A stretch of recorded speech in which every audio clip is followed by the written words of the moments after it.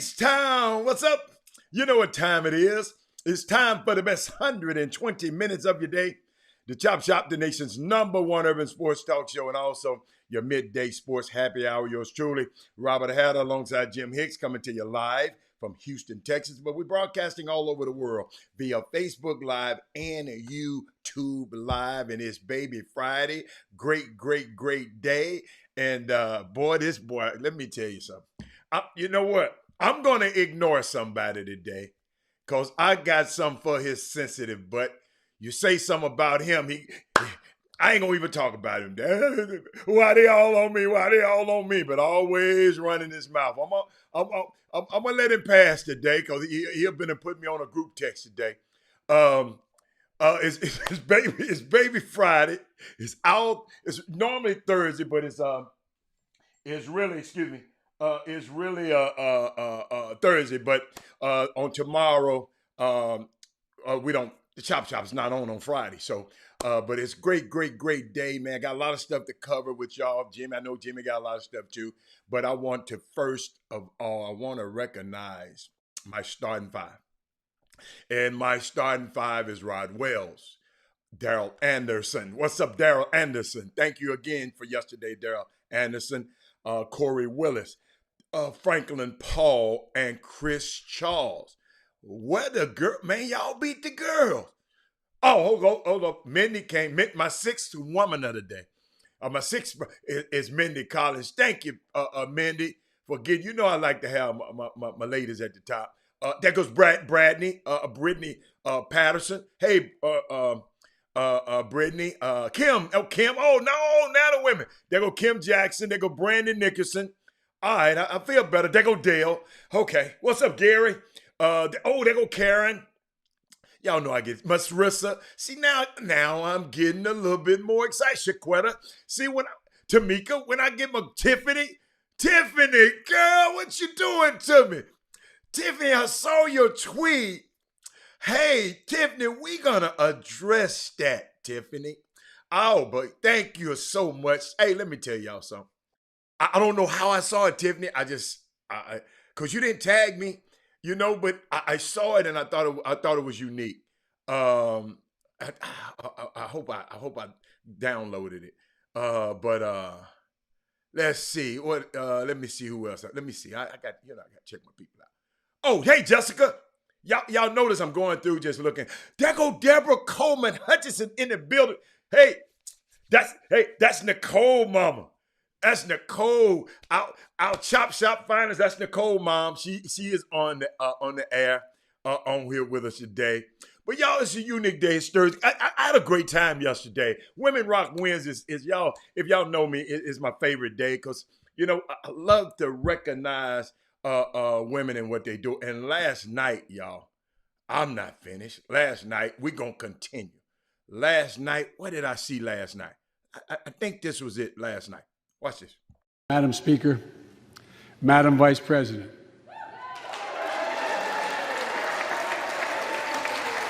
No president has ever said those words from this podium. No president has ever said those words. And it's about time.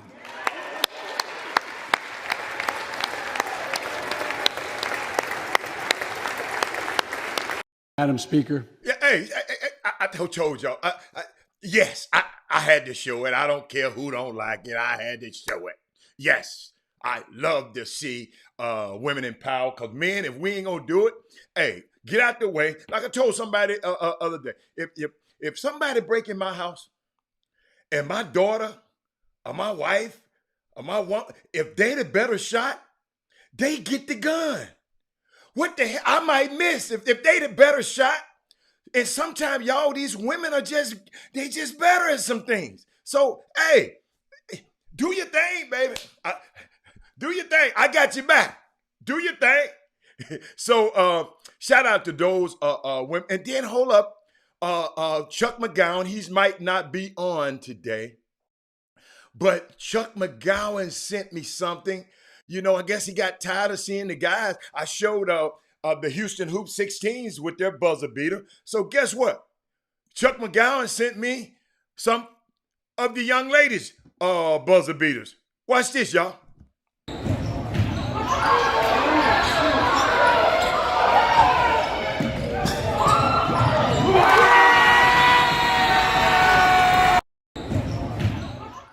Y'all see that? See that?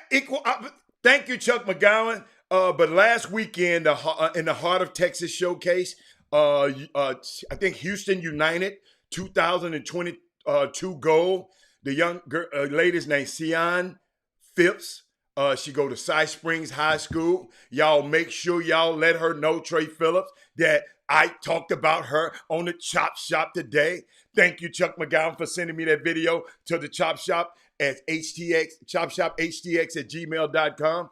And when stuff like that, man, let me tell you, hold up, Tiffany, I ain't never heard nobody talk about Sion Phipps before. And guess what? I put her video on the Chop. See, Tiffany, you have a vehicle now that if somebody else don't talk about the people, the unheralded kids you talking about, guess what? Send me an email. Y'all ain't got no excuses. Send me an email. Send that email, send that video, and it got to be good. Y'all got to realize, and some I learned, and maybe I didn't want to go there. Well, hold up. Before I go there, Tiffany, because I want Jimmy to be involved in this. But y'all, I got to talk to him. Hey, where are my black Republicans? And I understand, if, I don't identify with either party. I just like certain personalities in each party. So I don't call myself either one. But saw something last night, y'all. I just saw something. This guy, Tim Scott, at that presidential address last night, just some stuff that troubled me. This guy said, America is not racist. It's not a racist country. It's a black dude. You remember I told y'all, all your skin folks ain't your kin folks. Remember I told you, all your color ain't your kind. I've been saying that for months. I've been saying it for months. I've been saying it for years. But he said, America is not a racist country. Then he said he used to teach racism. They used to teach racism in school.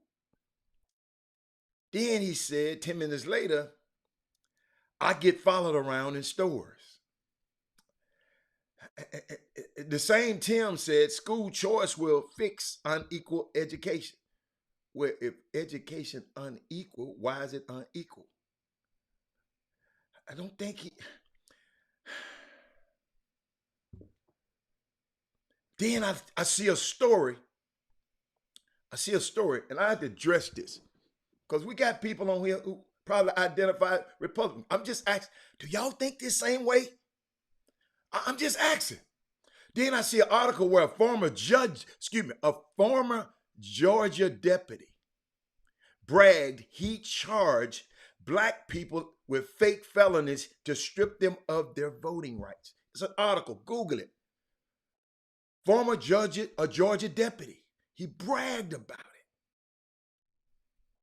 To strip them of the voting rights that a lot of people that we know said voting's not important, but we got a Georgia deputy. Yeah, we got to wake up. Like a guy told me, what somebody said the other day, y'all got to find it. He said something about being woke. He said something about being woke. I can't find it. Talk about shit. Talk about being woke. Set the alarm. Set the alarm so we can wake up. Set the alarm. But I just want to see. Sometimes we don't. Sometimes, and maybe y'all didn't see it. Cause I didn't see it. I taped it. I didn't see it addressed. I just, I had to tape that part. But y'all, we just got to get a little bit better, y'all. And I think we're getting there. But we just got, it's Derby weekend this way. If you know me, anything about me, I got my affinity for horse racing. I love the Derby. I got some financial literacy news. I talked with a young man who I've been knowing for a few years. He's a financial planner, financial advisor, and I want to have him come on so you can ask questions about financial literacy next week sometimes. Oh, that way I said, well, you not woke, then set the alarm then. Somebody said that.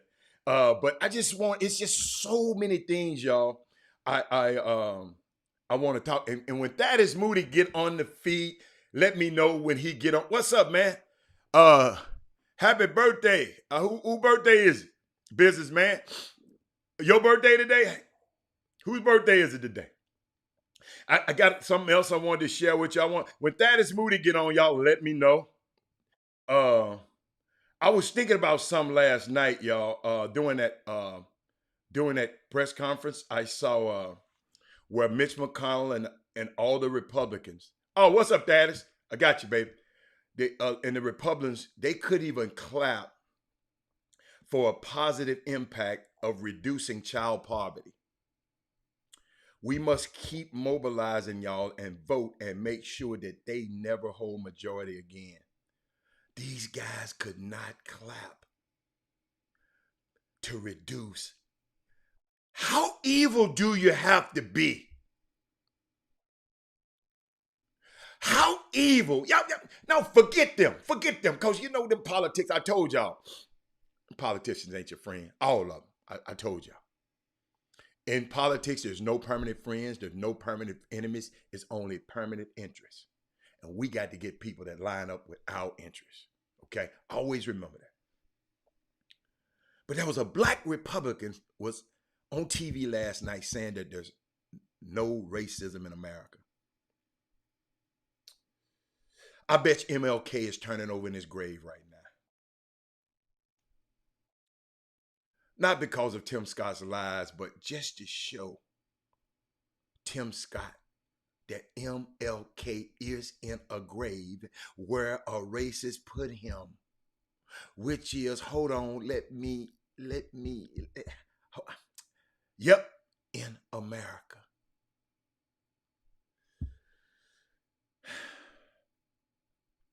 Man, I'm surprised Mitch McConnell didn't have him doing a dance, man. Tim Scott, man, I'm not making this political, but he was disappointing to me. Disappointing to me. The Democrats stand and applaud when Biden mentioned cutting child poverty in half, and the Republicans couldn't. You know, some of y'all got friends, and I ain't saying y'all, but some people are just so damn evil. You know what a guy told me, a guy that happened to be white. He told me a long time ago. And I don't want to hear about your Biden's takes today, Rick. I don't want to hear that shit today. I'm talking about something else today. I talked to a white guy a long time ago about Barack Obama. He told me something that was very key.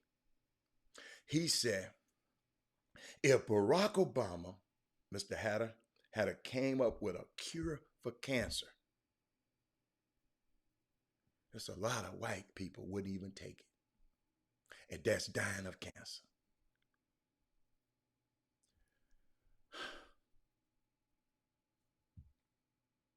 That same Obamacare that's helping some of these people around them who had never had a chance to have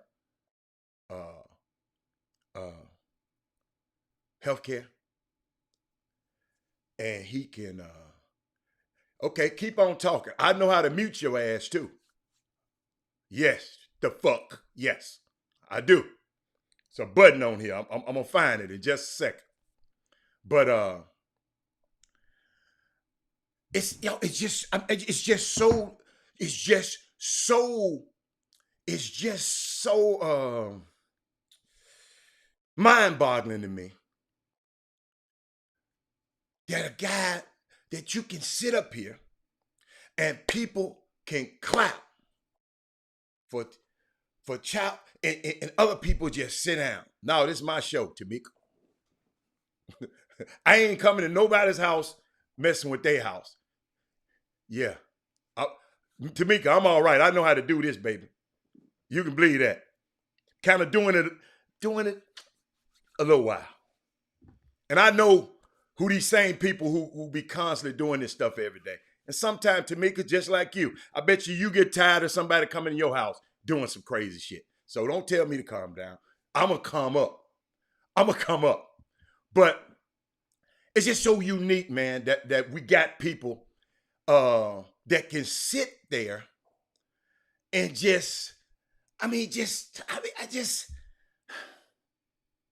I don't know.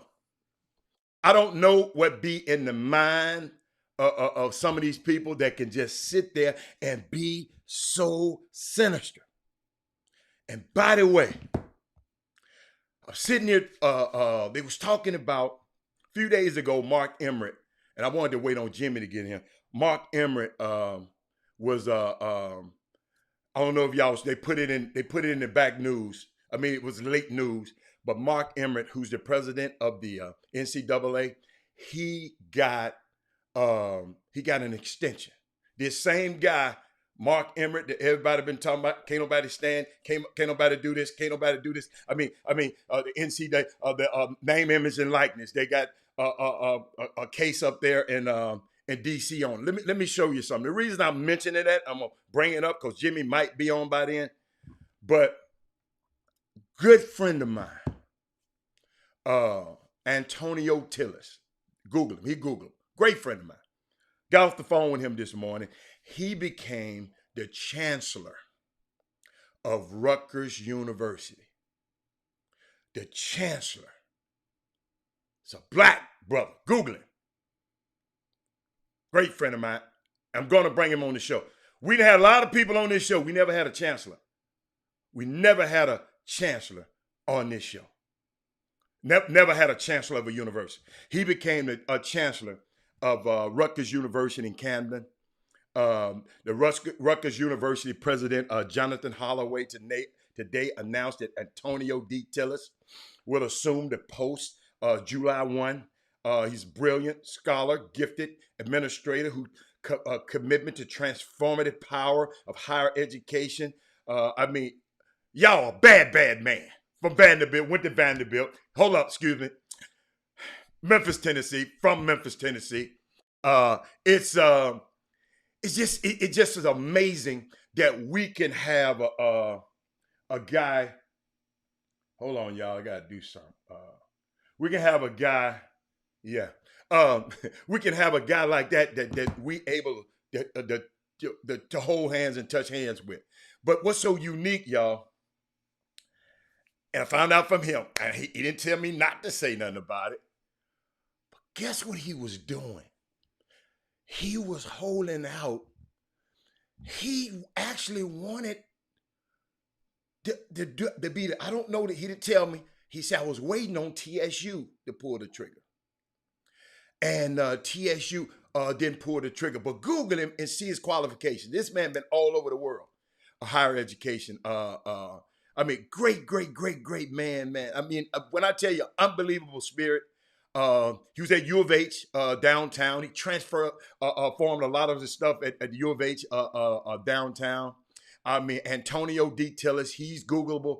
Great man to go look up to. The reason I asked about, I mentioned that about the chancellors and stuff like that, because the other day, the NBA Board of Governors announced that Mark Emmert contract is to be extended through December the 31st, 2024.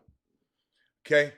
They are so proud of this development that they buried the timeline in the news at 9 o'clock, after 9 o'clock on East Coast time. A lot of people, I got a question is, were you surprised?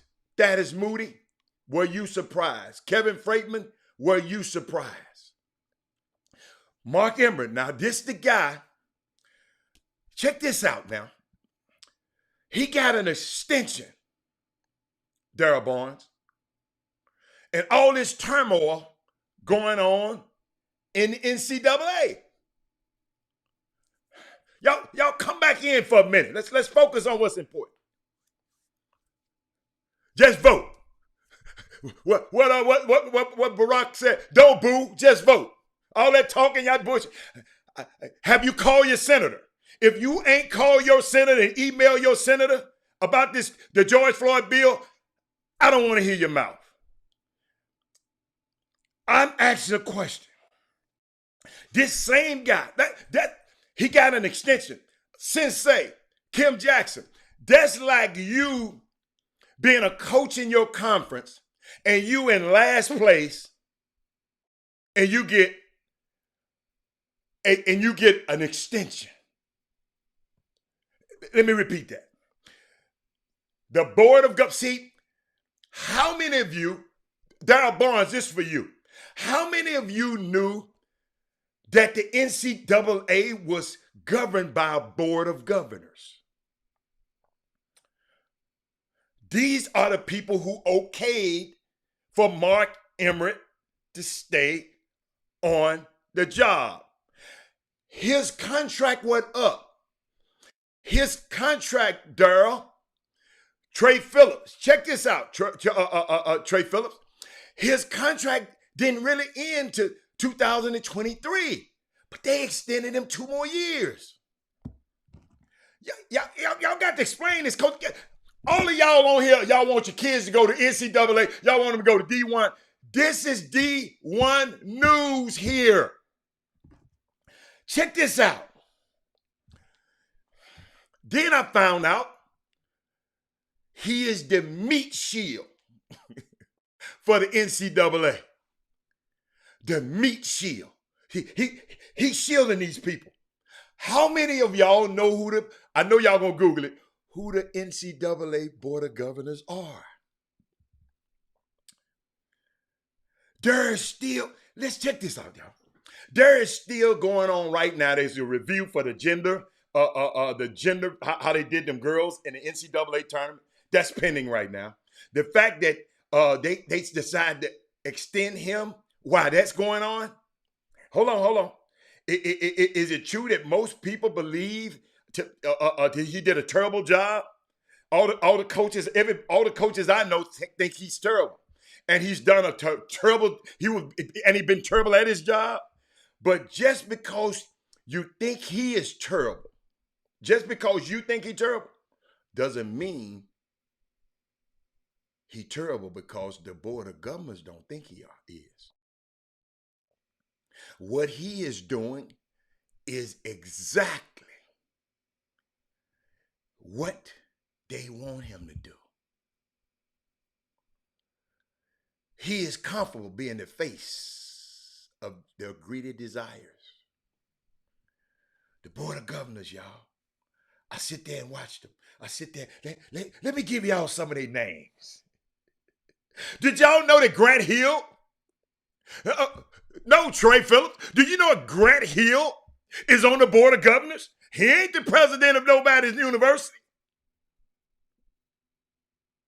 Hold on. I get it. Come on now. Hold on. Let me give y'all these names. Oh, who's it? I got to put my glasses on for this. Hold on. What the guy's name? Chancellor. The Chancellor of University of Colorado Boulder, Philip DeStefano. Notice what I said earlier. My friend of mine, Antonio Tillis, he's become the Chancellor. I hope y'all caught the tie-in. He's becoming the Chancellor at Rutgers at Camden. The Chancellor, Randy Woodson at North Carolina State. Chancellor, Rebecca Blank at the University of Wisconsin-Madison. All of these are board of governors. The president. Now, all of these are presidents of these universities. Next, I'm going down, but then I go to the end. Grant Hill of the Atlanta Hawks. Ken Chenault, General from General Catalyst, used to be at American Express. Troy D. Hammond, the president of North Carolina College. We out here, y'all. You know, we mad at We mad at who we mad at? Mark Emmert. But y'all, he just the face. Think about this, y'all.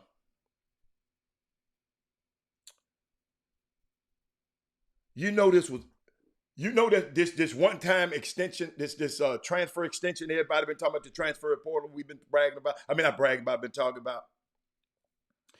It was made official this week because the Board of Governors signed it off. You know, they was talking about it, but these same powerful people, every single NCAA legislation, in order to be official, has to be signed, even if it's field hockey, it's got to be signed off by these guys. It's unbelievable. The Board of Governors is comprised of people that are making decisions about college athletics, including who should be in Mark Emmert's place.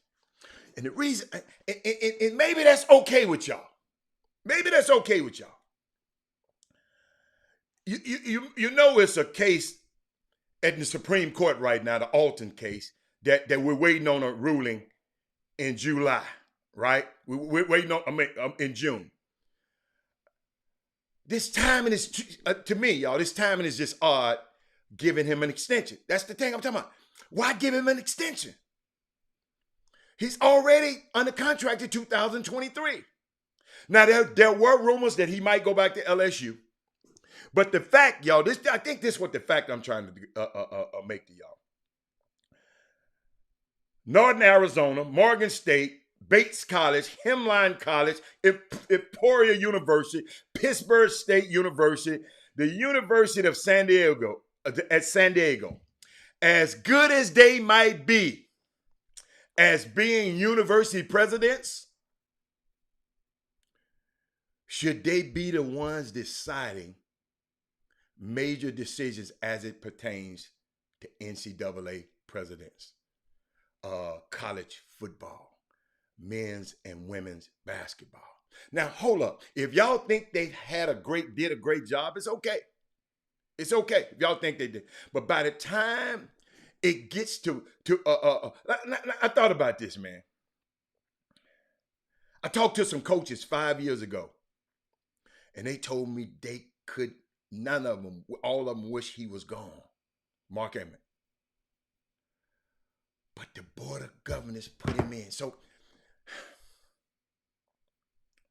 y'all, in some cases, in this America, that Tim Scott said is not, you can be horrible at your job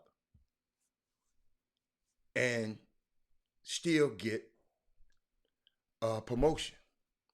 Yes, Cynthia, thank you.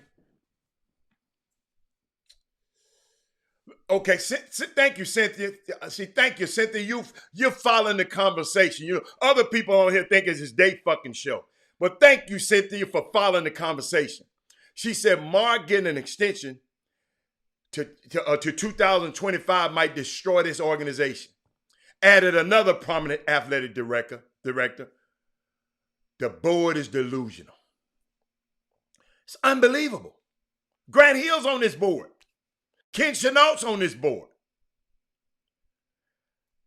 It's just, I mean, y'all, so this gonna control whether your son is able, if you are the person who you have in your sphere of influence. This stuff is gonna control whether he have a name, image, and likeness. That name, image, and likeness thing is coming. Jimmy, I think Jimmy there. Jimmy, I think you there. It's coming. Let me fade you in there, boss. You know you change lighting and shit on me every day over there. I don't know what you be doing over there. But it's coming, Cynthia. Jimmy, we talk about they gave your homeboy a 2-year extension. Jimmy, your best friend, Mark Emmert. Jimmy, explain to me how you can be that inept. And everybody, you can be that terrible. And Jimmy, you get an extension. Jimmy, I gave a parallel, Jimmy. It's like being last place in the SWAT. Jim, I'm gonna put it where the goats can get it, Jim. You last place. Who the last place? And guess what they said? Well, hey, let's extend him. Jimmy, that board of directors, I went and looked them up. Boy, oh my God, Jimmy, it's just unbelievable to me, man. But Jimmy, they got this court case they're gonna rule. The Supreme Court in June is gonna rule on that Alton case that the NCAA brought against I guess the country. But Jimmy, this is a watershed year to me for the NCAA, Jimmy. With all of this stuff coming down the pipe, all these problems, the women at the NCAA, I mean, all these problems that we're having, and they give this guy an extension. Hold up, Jimmy, hold up. He already, 2023, his deal ain't up to 2023. But you still give him another extension, man. It's just, I mean, maybe you can shed some light on it. I know we don't have no, but these are the things I want our people to understand. Because every one of y'all, I want my son to go D1. I want my baby. I'm 2D1. This affects him. Mark Emmert being over your son, over this thing, is going to affect your son in the future. What you think, Jimmy? Well, first of all, what's going on, guys? On this baby, it's Baby Friday on the Chop Shop. Let's get this thing popping right now. Let's take out the time to share the show, so that one of your friends, one of your followers, can be able to may possibly get in on this conversation. And a lot more we got to talk about today. A whole lot of stuff. Oh yes. Going in the mailbag, everything. Well, quickly on the NCAA stuff, so you don't forget, in an effort to add understanding. First and foremost, a lot of the people that are on these committees, that are on the board, basketball is not a priority to them. Mm-hmm. Secondly, if you pay attention in an effort to connect the dots backwards, remember in the pandemic, when it was noted that there would be no collegiate football, a lot of conferences decided to just to defer their seasons into the spring. Then some schools started playing football, some conferences, and one particular conference was left out because they had already decided to table everything, and that was the Big Ten. Remember the Big Ten? And do you remember who came out openly in the public and made it and inserted himself into that equation, then later took personal credit for there being football in the Big Ten, which Ohio State eventually emerged, but despite only playing 6 games a regular season, emerged as the national champ. Well, how about the former president? He had made it no secret that he and Mark Emmert was boys. Mark Emmert, that was one of the reasons that, remember, the NCAA was supposed to render a verdict on the name, image, likeness mid-January. Mm-hmm. Then January the 6th happened. Mind you, the NCAA deferred that decision again, and they've still yet to make a decision. And that's Monday. We'll get Chris Walker on the next week because he's a career NCAA employee indirectly by way of the member schools. And he would be more qualified to render, but and go deep in this. I can throw some nuggets out there, but Chris, we'll let him go say this next week. But back to this. My point is the connection between that president, the former president, the president of the NCAA, and well as their constituents combined together. People say, and I remember I saw Cynthia, you said, well, it's all about money. Well, when a lot of those people, at what point do you not realize that? If it was not about money, then this amateurism thing would have been a wash. It would have been a long time ago. This it wasn't about money. The 501. Many of you guys may not know this, but the NCAA is a 501c3. It's a nonprofit. They're operating as a nonprofit. They're operating a for-profit as a nonprofit. Get that? But come on, they gave this guy an extension. That was long done. That was done, obviously, and it wasn't. He wasn't judged. Well, Jimmy, he's good. Hold up, he's good at taking all the blame. I mean, he's a good Jimmy. Up until today, I haven't heard Chris Walker. I haven't heard you. I hadn't heard nobody say nothing about the Board of Governors. The Board of Governors, the one who run him, who tell him what to do.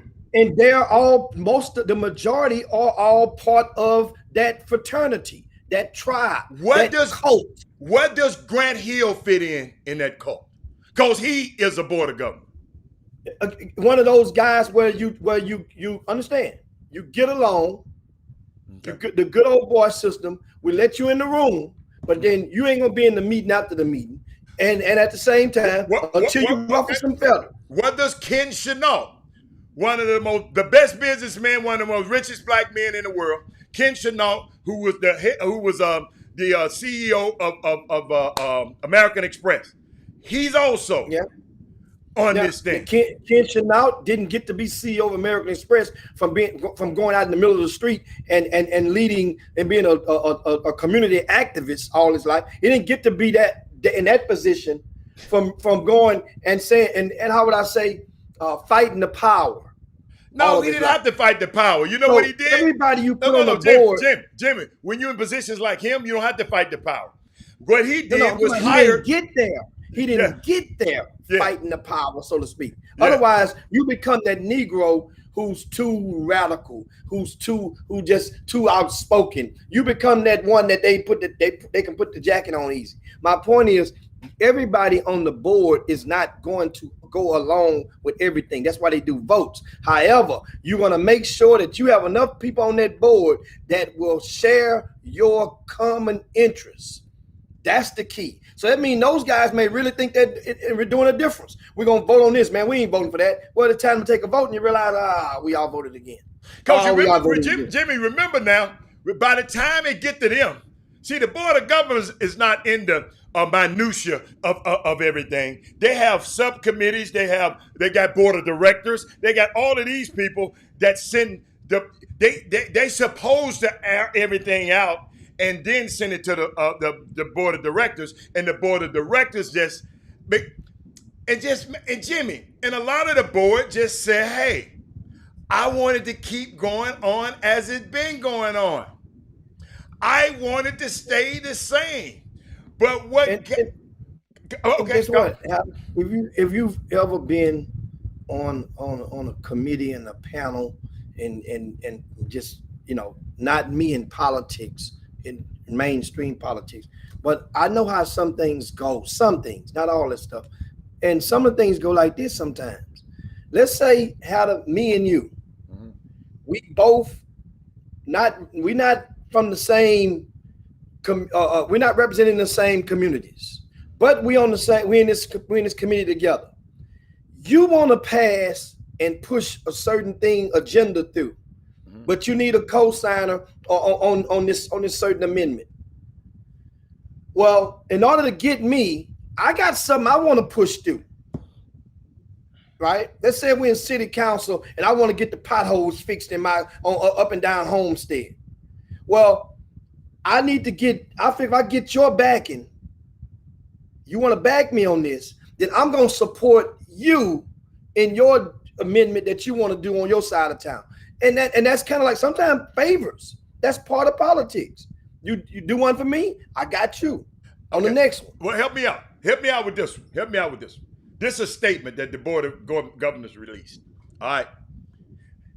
They said, check this out now. Y'all got to hear these words. As we previously noted, as we previously noted, we recognize the importance of taking swift, I'm going to get back to that word, Jimmy, swift, they said swift, appropriate actions to modernize our rules. we also must collaborate with Congress to create a legal and legislative framework at true federal levels to support name, image, and likeness within the context of higher education, unquote. Number one, Jimmy, SWIFT. They ain't never did nothing SWIFT. I can't believe they said quit. Then they said they must. Jimmy, they said they must collaborate with Congress. Jimmy, they didn't collaborate with Congress. They don't have to collaborate with Congress. They done made a million rules without collaborating with Congress. They didn't collaborate with Congress to make the transfer rule they just did the other day and just finalized. They didn't collaborate with Congress to say what the boosters can do and what the boosters cannot do. They didn't collaborate with Congress to decide how many assistant coaches on a basketball team it could be. They just lie. And I know politicians lie. They could, Jimmy, what I'm talking about, the NCAA, they could have made a sensible name and image likeness reform years ago if they wanted to. They just don't want. They just don't want to. They just want to delay it. They want to kick kick the can down the road. And guess what? Mark Emmert is okay with taking all the bullets.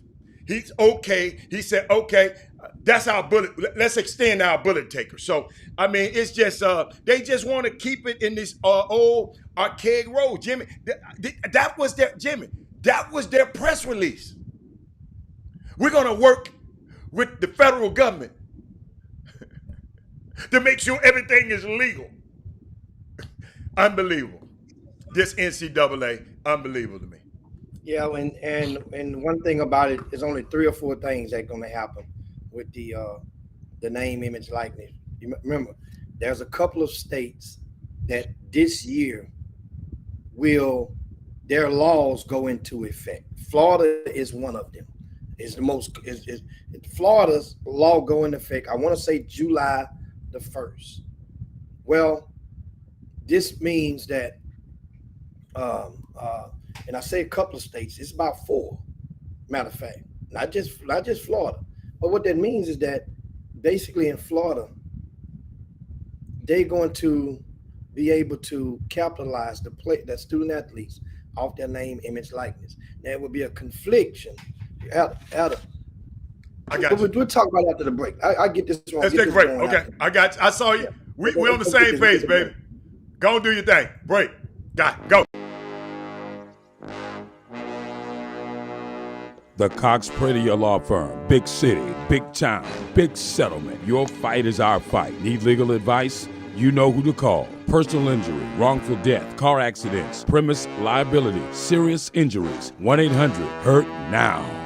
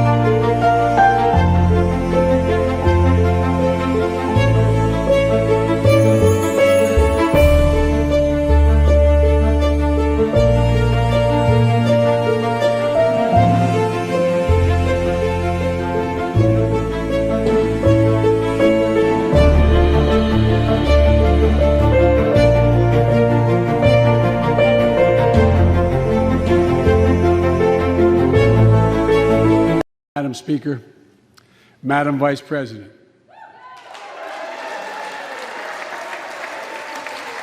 No president has ever said those words from this podium. No president has ever said those words.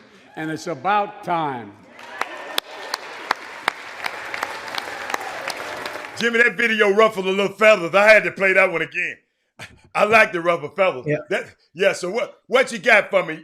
What you got for me? Go on, Well, I was telling you either 4 things they're going to do with name, image, and likeness, and basically because of July the 1st, the rubber is about to meet the road. Those 4 states that I was telling you about, it was not just Florida, but it's also Alabama, Mississippi, and New Mexico. Can you believe that? Alabama and Mississippi they are set, their laws, not rule, their laws, they set to go into effect that will enable all student athletes to capitalize on their name, image, likeness based on their state. Every state got slightly different rules.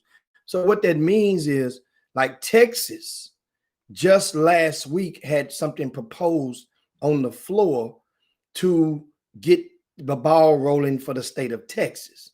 And here's why. And at first it was like, but now you got to understand, it's big business. What the sale is, if you are a state and you don't get on board with having at least your butts covered with your own laws in place on name, image, likeness, then the next state next door, Florida, may attract some of your student athletes who have kinfolk there that can go and move over there and capitalize on his name, image, likeness. That's what the fear of. We'll see in July. And here's why I go and I spin on this. Like I said, we'll talk more on this next week when Chris Walker joins us. But here's the thing.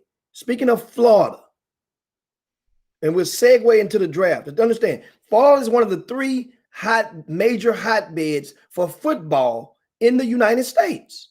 California, Texas, Florida. Period. That's on all that as far as producing pros, as far as producing Division I prospect, 5-star prospects, as far as producing All-Americans. Florida had the NFL draft tips off tonight, right? Is it this evening? Yeah. Right? Yes. I'm astonished that is a school in Florida, right? And what's the name of this school? What's the name of this school? American Heritage High School. Their class of 2016. That means the 2015 season. This high school played against IMG, who we had Carlos on here a couple of months ago. His son was on that Ohio State team, and IMG is the pinnacle of high school football in today's world. This team beat IMG in Florida. They called it an upset at the time. And here's what I'm getting to. Now the NFL draft is tonight. That particular team has 7 players that are projected to get drafted off the same damn team. 7 of them. And many of them at that time was June 11th graders. So they really came out in 2000. That was class 16, really could have been class 17. We think add the years. It's 2021. 7 players off one high school team at the time wasn't nationally ranked. And this type of talent. So what happens is, my point is on the name, image, likeness, a state like Georgia, they don't get on board.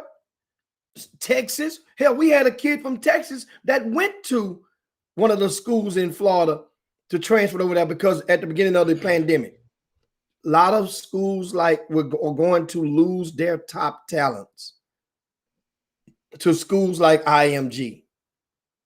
That's what could happen. And what it does is, once you do that, it's going to be hard to reel everybody back in to buy into the concept. So that's what I want to get at on that. So like I said, we'll talk more on that soon, but just pay attention to this stuff. It's big business. It's big business, as you were saying. And Also, this weekend, we switch gears. And is anybody got comments on that, Adder, in the boom boom? No, room? ain't nobody got no comments on that. I'm Okay. just looking at my text. Clyde see me play. Jimmy. I played this earlier. You wasn't on the show, right? I played this.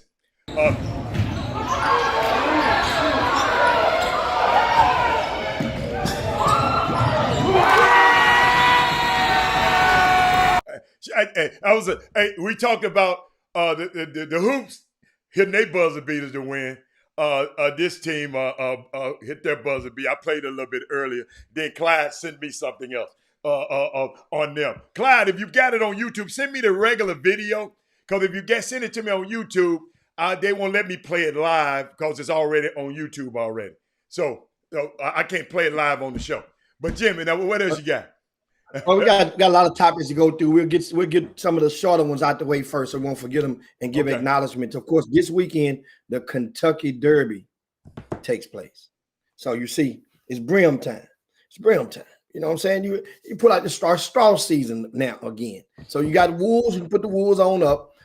It's time to pull the straws out. Now, how about the young fella named Kendrick Carmouche? Kendrick Carmouche is from Louisiana. Obviously, you hear the word name Carmouche. Some people call it Camucci, but Carmouche, right? He's the black jockey, the first one to ride in the Derby in almost 10 years. Do you realize this one guy has earned as a result of him riding horses? He's earned the horses owners and those teams over $100 million. Just a bad boy. And he's going to be riding the horse. I don't know the horse name he's going to be riding. And the thing about it, Jimmy, he's going to be from the first black jockey to compete since 2013. You know, they just kind of banned. You remember, long time ago, black jockeys used to rule. And then they knocked them out, Jimmy. But let me see who we're going to be riding. They said he was going to be riding. Somebody sent it to me today. I'm glad. So that way we'll know which horse to root for. Oh, I'm gonna get it. Keep talking. I'm gonna get it for you. Yeah, let us know. Let us know when you find it out. And then meanwhile, you say like guess back what? in the day. Get what the coach like bourbon, bourbonic. So you know you're gonna like that bourbonic. No Kentucky bourbon, yes. Bourbonic. Yeah. Hey, and guess who's sponsoring the Kentucky Derby this year? Who? You know, like down south, well, in certain parts of the South, like a lot of people that drink dark. Crown Royal is popular. They got Woodford Reserve. Jimmy, they've been doing it for years, Jimmy. That's I went to Kentucky. I went to the Kentucky basketball game 2 years ago. That was, and Alvin Brooks had always used to tell me, say the dad always say, because he was a coach, assistant coach under Billy Clyde Gillespie at Kentucky over a decade ago. He said, "Hey man, that Woodford Reserve." He said, "You can leave Crown Royal.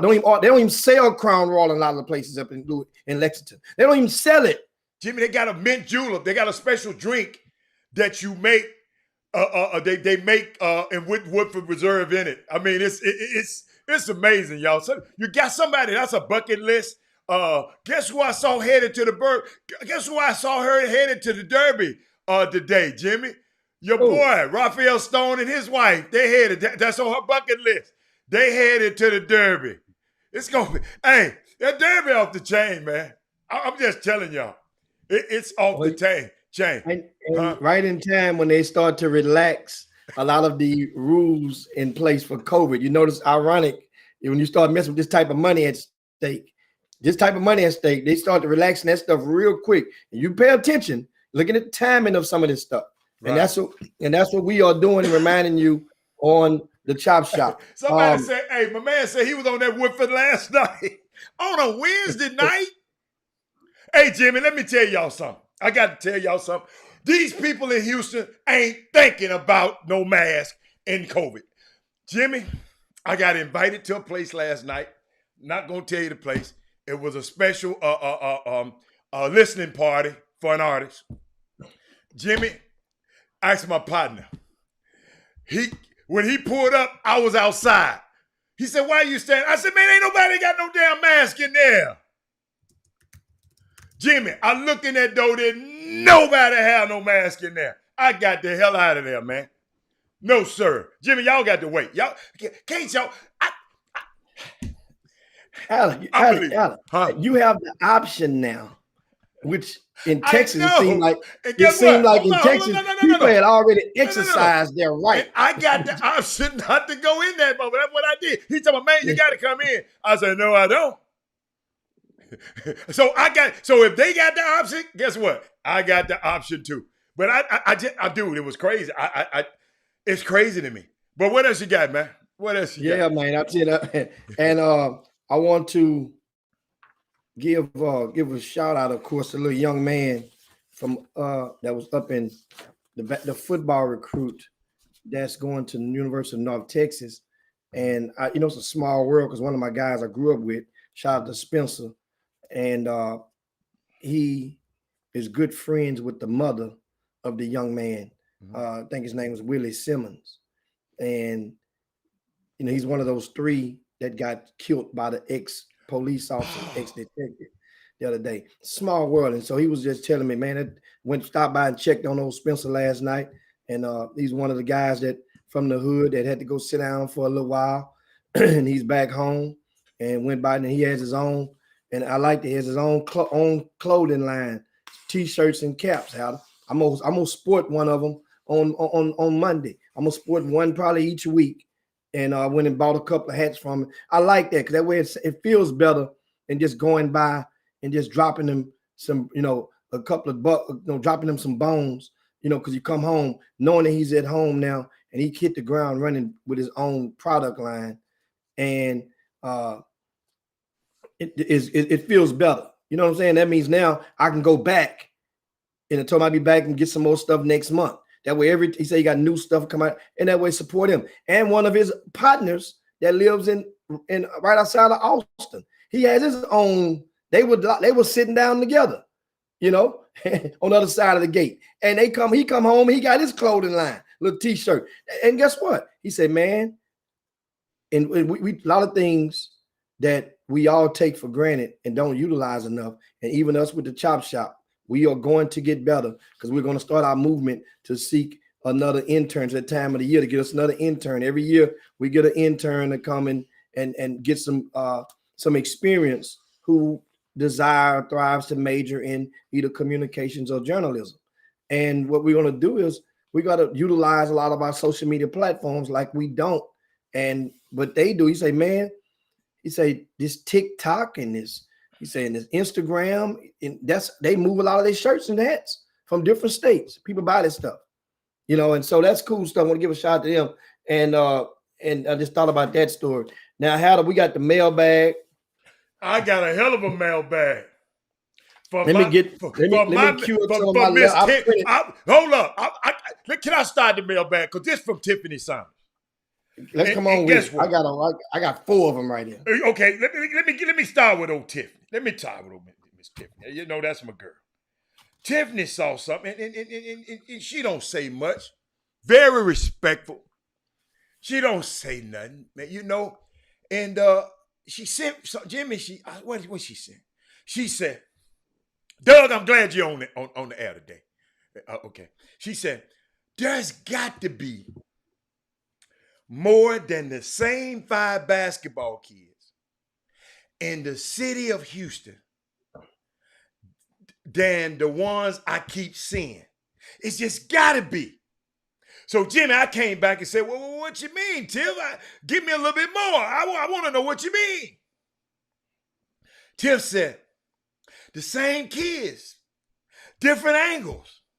Houston has too much talent to only be acknowledging a select few. It's always the leading actor, never the supporting cast." What do y'all say to that? Y'all have at it. They got their delay. They're on the 10-second delay. I know, but let me say it again, Coach. Let me say it one more time. Jimmy, she said, if you put Kamala Harris on the screen, somebody got something to say. maybe I need to put this on the screen. She said, there has got to be more than the same 5 basketball kids in the city of Houston than the ones I keep seeing. It's got to be. Is it? Chris Charles said he agreed. Herb said the supporting actor has to move the needle.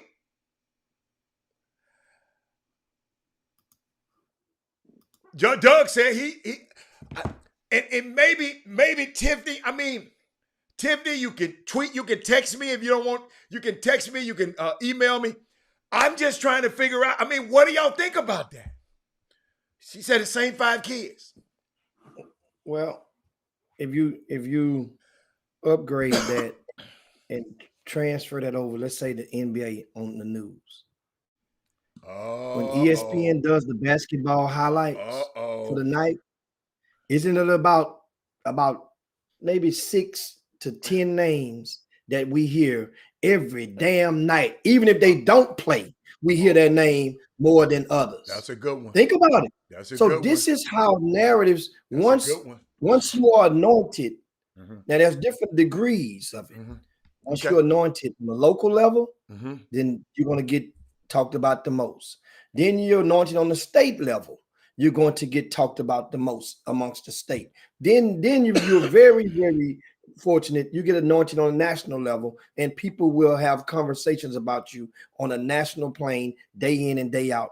What that means, if you have a great game, a good game, or if you stink, level off on that particular weekend, they're going to talk about you. Okay. Well, this is how it goes on this local level. And so locally, I'm assuming that way it may be 5 guys, maybe 6 guys, but I understand, the estimation of the I get the point.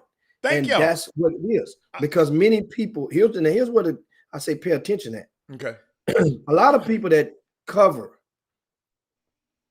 a certain area, they will make you believe that it's an equal opportunity with no strings attached for everyone. I'm telling you, that's a flat out lie. Because the actions will prove that it's a flat out lie. If that's the case, if you notice, next time you go to the tournament or a grassroots event, pay attention how many of those cameras are on the baseline for that game that's going on court Z, on court 554. Pay attention to how many cameras are going to be, or how many scouts are going to be at that on that court, and just post it up on that court. The only ones you do see is ones, if you go walk up to them, that mean they've been a camera guy been contacted and has pre-committed to work a job. Meaning, I'm going to film your baby and make a highlight mixtape of him. Those are in the regular. And my thing is, I'm not saying that's right. Yeah. I'm just saying that the people, if they are advertising themselves as something different, or something otherwise, then why are they not covering everybody? No, you know what? Coach Chiquetta, I don't know what her point was. She just said it's got to be more than 5 kids. And Stacy said something. I put it up there again. I want to put that up there again. I want to follow those points that Stacy Houston, I'm sorry, y'all.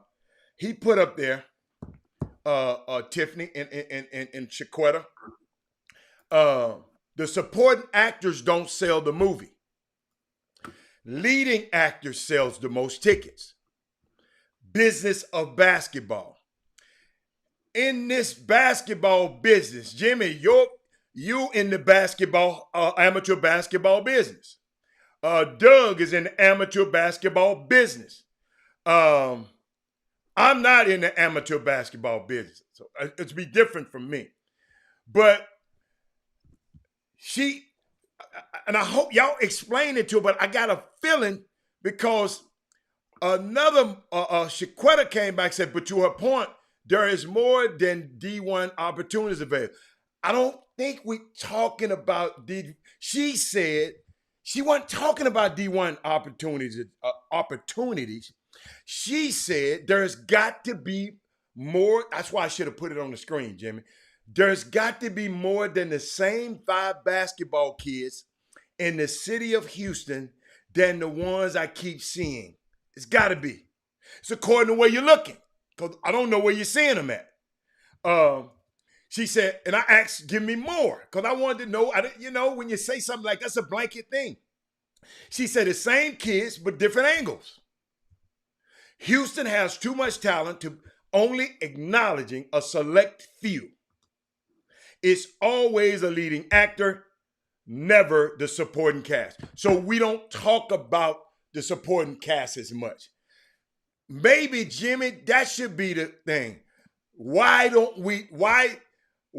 people don't talk about the supporting cast? Well, I mean, Stacey Houston, that was a Just that said was a good okay. analogy. But I wanted to hear your. In a business, that's my point I'm getting earlier. Mm-hmm. If everybody has different, they have different descriptions of what they do. Mm-hmm. Ask the person who's doing it, whom you are concerned about, and you'll get an understanding as to what their priority is as they are watching and evaluating these games. Some people are trying to find a hidden gem. GEM. Yeah, I know. Some people are trying to just water the grass. I mean, that's my term I use, water the grass, meaning you just come in to watch a game and just to support a certain team, just to watch a team that has a name, or the coach might be your guy, and you just come in and just to show your support. Meanwhile, you got some talent, and I'm going to see how this guy performs because I've already previously ranked him. Let's go and just water the grass. Then you have other people who are being paid under the table to go and watch certain players and are right about certain players. And that's the gray area that I'm not saying it hasn't been done in the past, but now it's been done. Most people that did it in the past, remember, you have recruiting services, scouting services. Recruiting services, remember Pete Swintham we had on the Chop Shop last year or a year and a half ago before he moved out of the country. And he often comes in and stops you and checks us out. But Pete acknowledged he owned a recruiting service. Recruiting services get paid primarily from the family for the promotion or the marketing of little Johnny. Okay. Scouting services have to make a commitment to the NCAA that they don't take money from families. It's a question on the questionnaire. Before they even acknowledge you or approve you, they ask you, do you take monies or have a deal in place, whatever, I'm just paraphrasing, from families in exchange for talking about their kid? I wonder how many people answer that question truthfully. I wonder. And that's so here's the thing. It's a way for people to push back. And that's one of the things on the Chop Shop. We try to give you guys some of the tools that you could use in order to push back. Meaning that if you are a parent, obviously certain parents get pissed off to the highest point of pissivity about this stuff, this whole, because somehow in some way you probably was led to believe that if you do this, then that's going to happen. And then you get down the line, that doesn't happen, even though you did this. And you're pissed off. And it's like, wait a minute. I thought everybody did this. No, everybody don't do this. Because I found out you've been led to believe everybody do it. That's a lie. And Jimmy, go address this one. And somebody else, because Tiffany, she's asking questions on the thing. She's just trying to get some clarity. She said, but y'all said it, people should know their roles. everyone has a role on the court. Yes, some people are stars. Some people, Tiffany, and Timmy, let me help you a little bit, Tiffany. Because, Tiffany, in this draft tonight, in the NBA draft, it's certain people, and Jimmy gave you, it's just in high-level sports. See, Tiffany, in lower-level sports, you can write about everybody. You can talk about the role players and all that now. But in high-level sports, they're always looking for the guys that move the needle, the stars. And that's their role. You know, you're talking about everybody's not going to be a star. Everybody is not going to, it's just not in life. Angel said in life, it's just not like that. Sports, competitive elite sports is not an equal opportunity situation. This is not the YMCA where everybody get a participation trophy. Everybody get this. No, it just, this stuff is crazy. You said the same people. Well, maybe you need to, Tiffany, do me a favor. Maybe you need to stop looking, since the same people talking about the same 5 people, find you somebody else to follow. And maybe they're not, it's a hard question because I'm not getting inside of your mind. But even if people get paid, all that people get paid, we ain't talking about this. This is a mom that's asking a legitimate question. And she just don't understand. We talk about these, when people constantly talk about them, evidently them people are putting in some kind of work that's different from the other guy. So these people stand out. In your job, Tiffany, you probably stand out more than everybody. Other people's on your job. You're going to get a pay cut. You're going to get more attention. Because you stand out. That just happened. And hold up, those role players on your team or your coworkers, they might not get the publicity you get. But guess what? They just as valuable. But guess what? You, the boss, talking to Tiffany. Because Tiffany is she's a star. So that's how I see it, Jimmy. That's just me being in this thing for so long. Even me, I'm not looking, when I go try to represent a player, I'm not looking for little Johnny, the role player. I'm looking for who the teams are looking for. The stars. The guys that you see what they said? He's going to get picked 1, he's going 2, 3, 4, 5. That's who people are looking for. And guess what? It's always, they call him Mr. Irrelevant. They call him Mr. Irrelevant. The last guy who's drafted. It's always him. He the last guy that's drafted. They got his name for Mr. Irrelevant. But at least somebody wanted him. And then you got free agents. So guess what? When the free agents, like soon as the draft over, everybody on the phone was talking about, man, let me get my guy in. Let me get my guy in. Let me get my guy in. Let me get my guy in this camp. Let me get my guy. So it's just summer league. Yeah. So Tiffany, I understand you, but that is not baby, that's gonna be a hard problem to solve.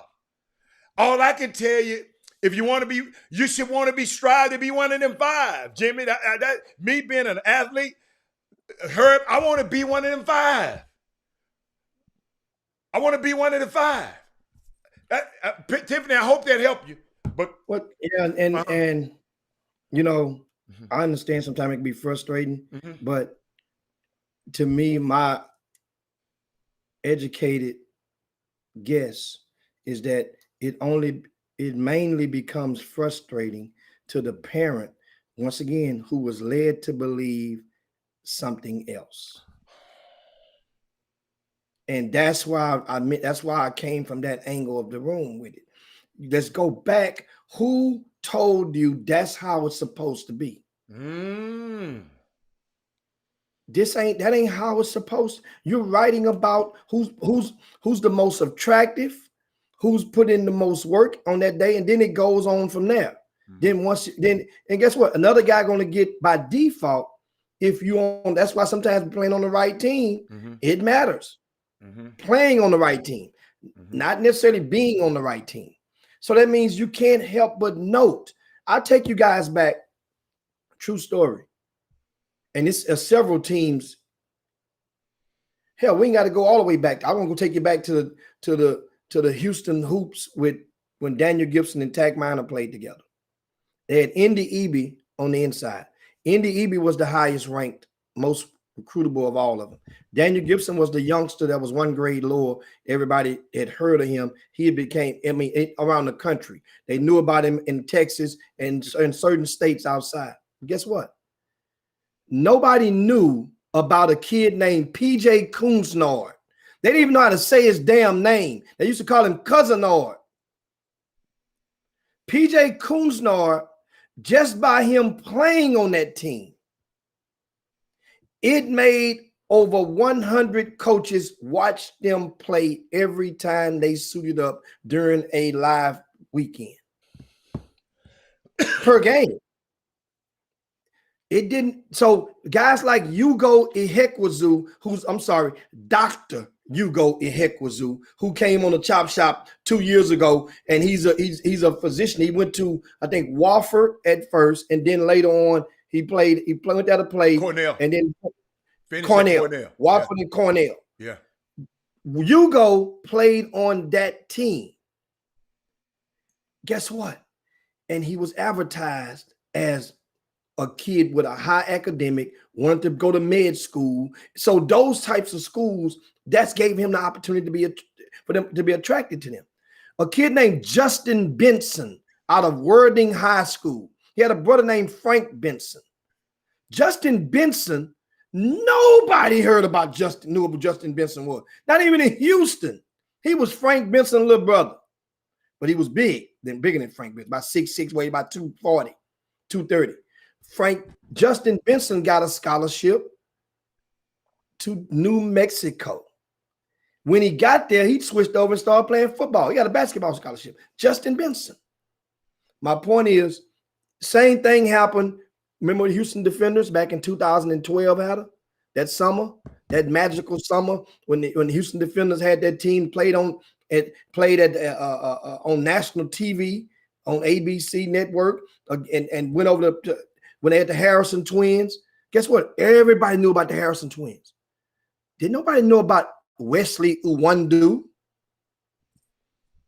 Did nobody know about Jonathan Motley?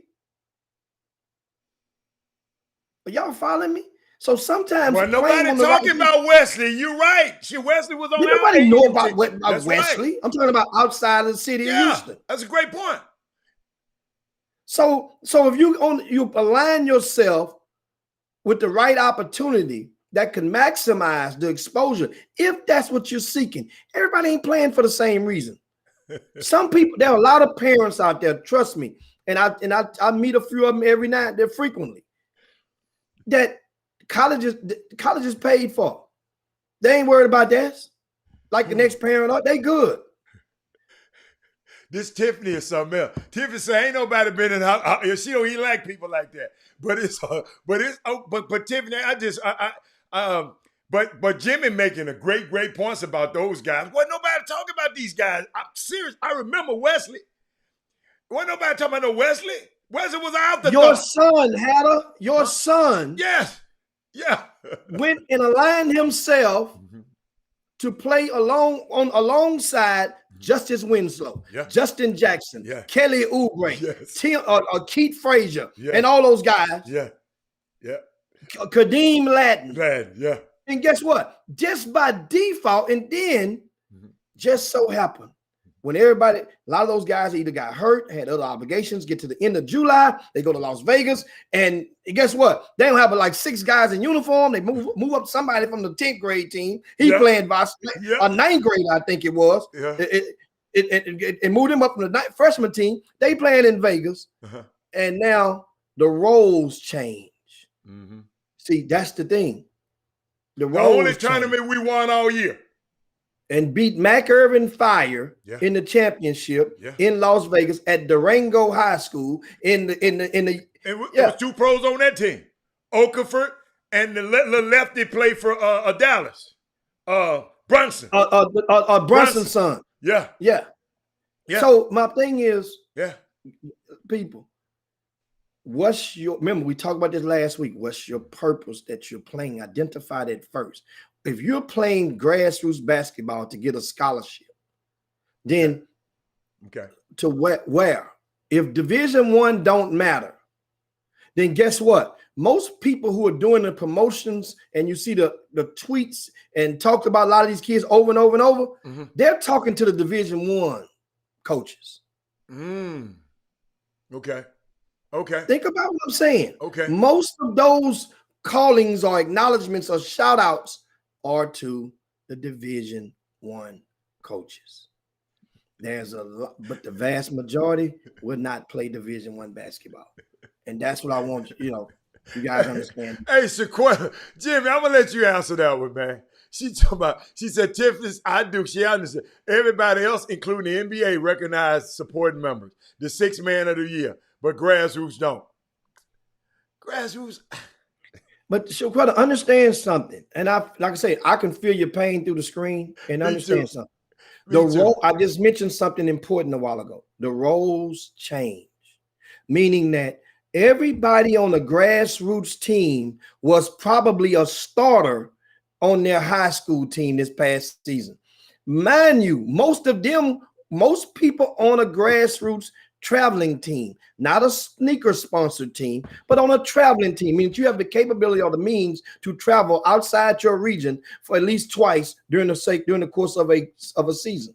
Well, in that scenario, those guys might have been the star, the red ants in the ant beds from which they came from.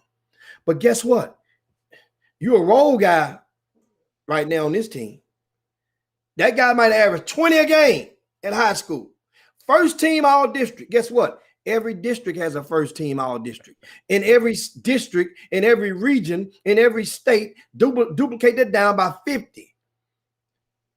Everybody on that team got the equivalent to a sleeve full of patches to go on their Letterman jacket or sweater or whatever they have.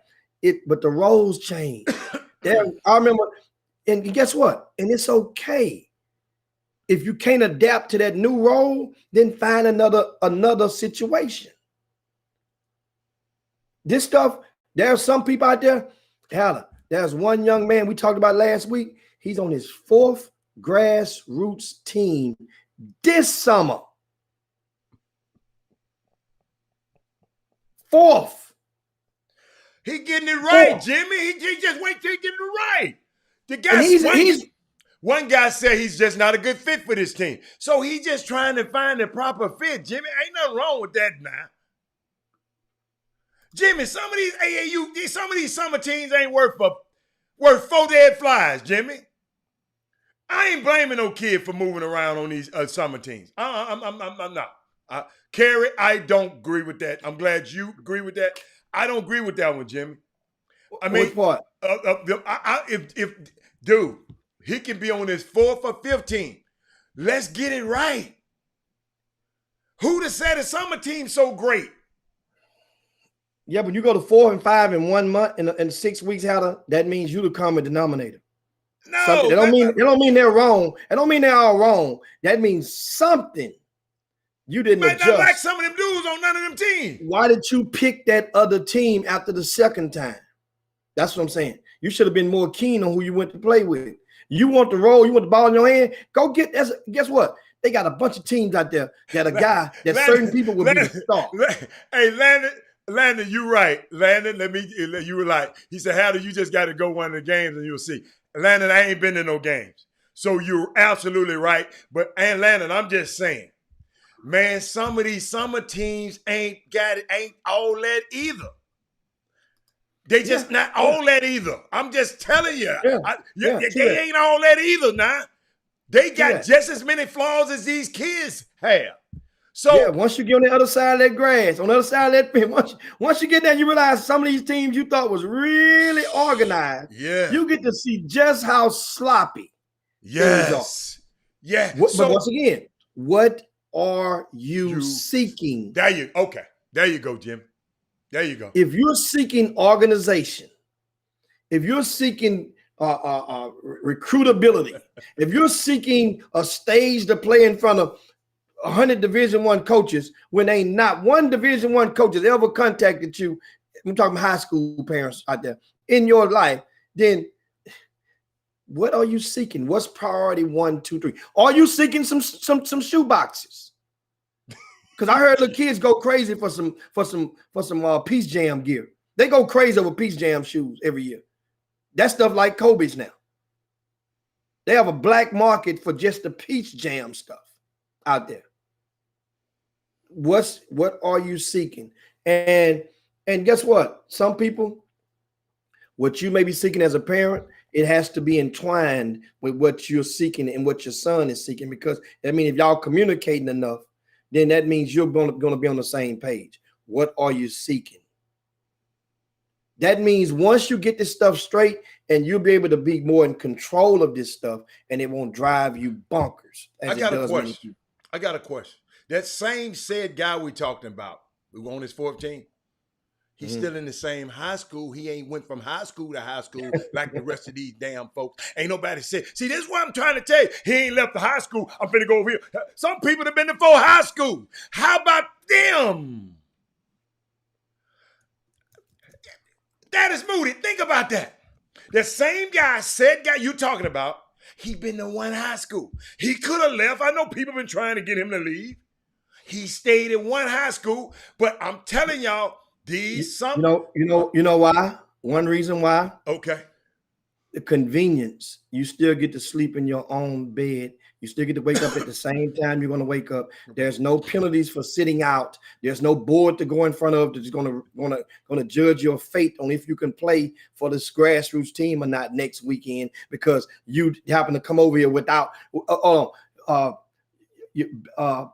basketball was the primary emphasis of you moving. So those are variables that go into that equation. I promise you, Adam, if there was no penalty for switching to public school, you would see the same stuff happening from Madison, especially in that area, from a Madison to Hightower to Shadow Creek.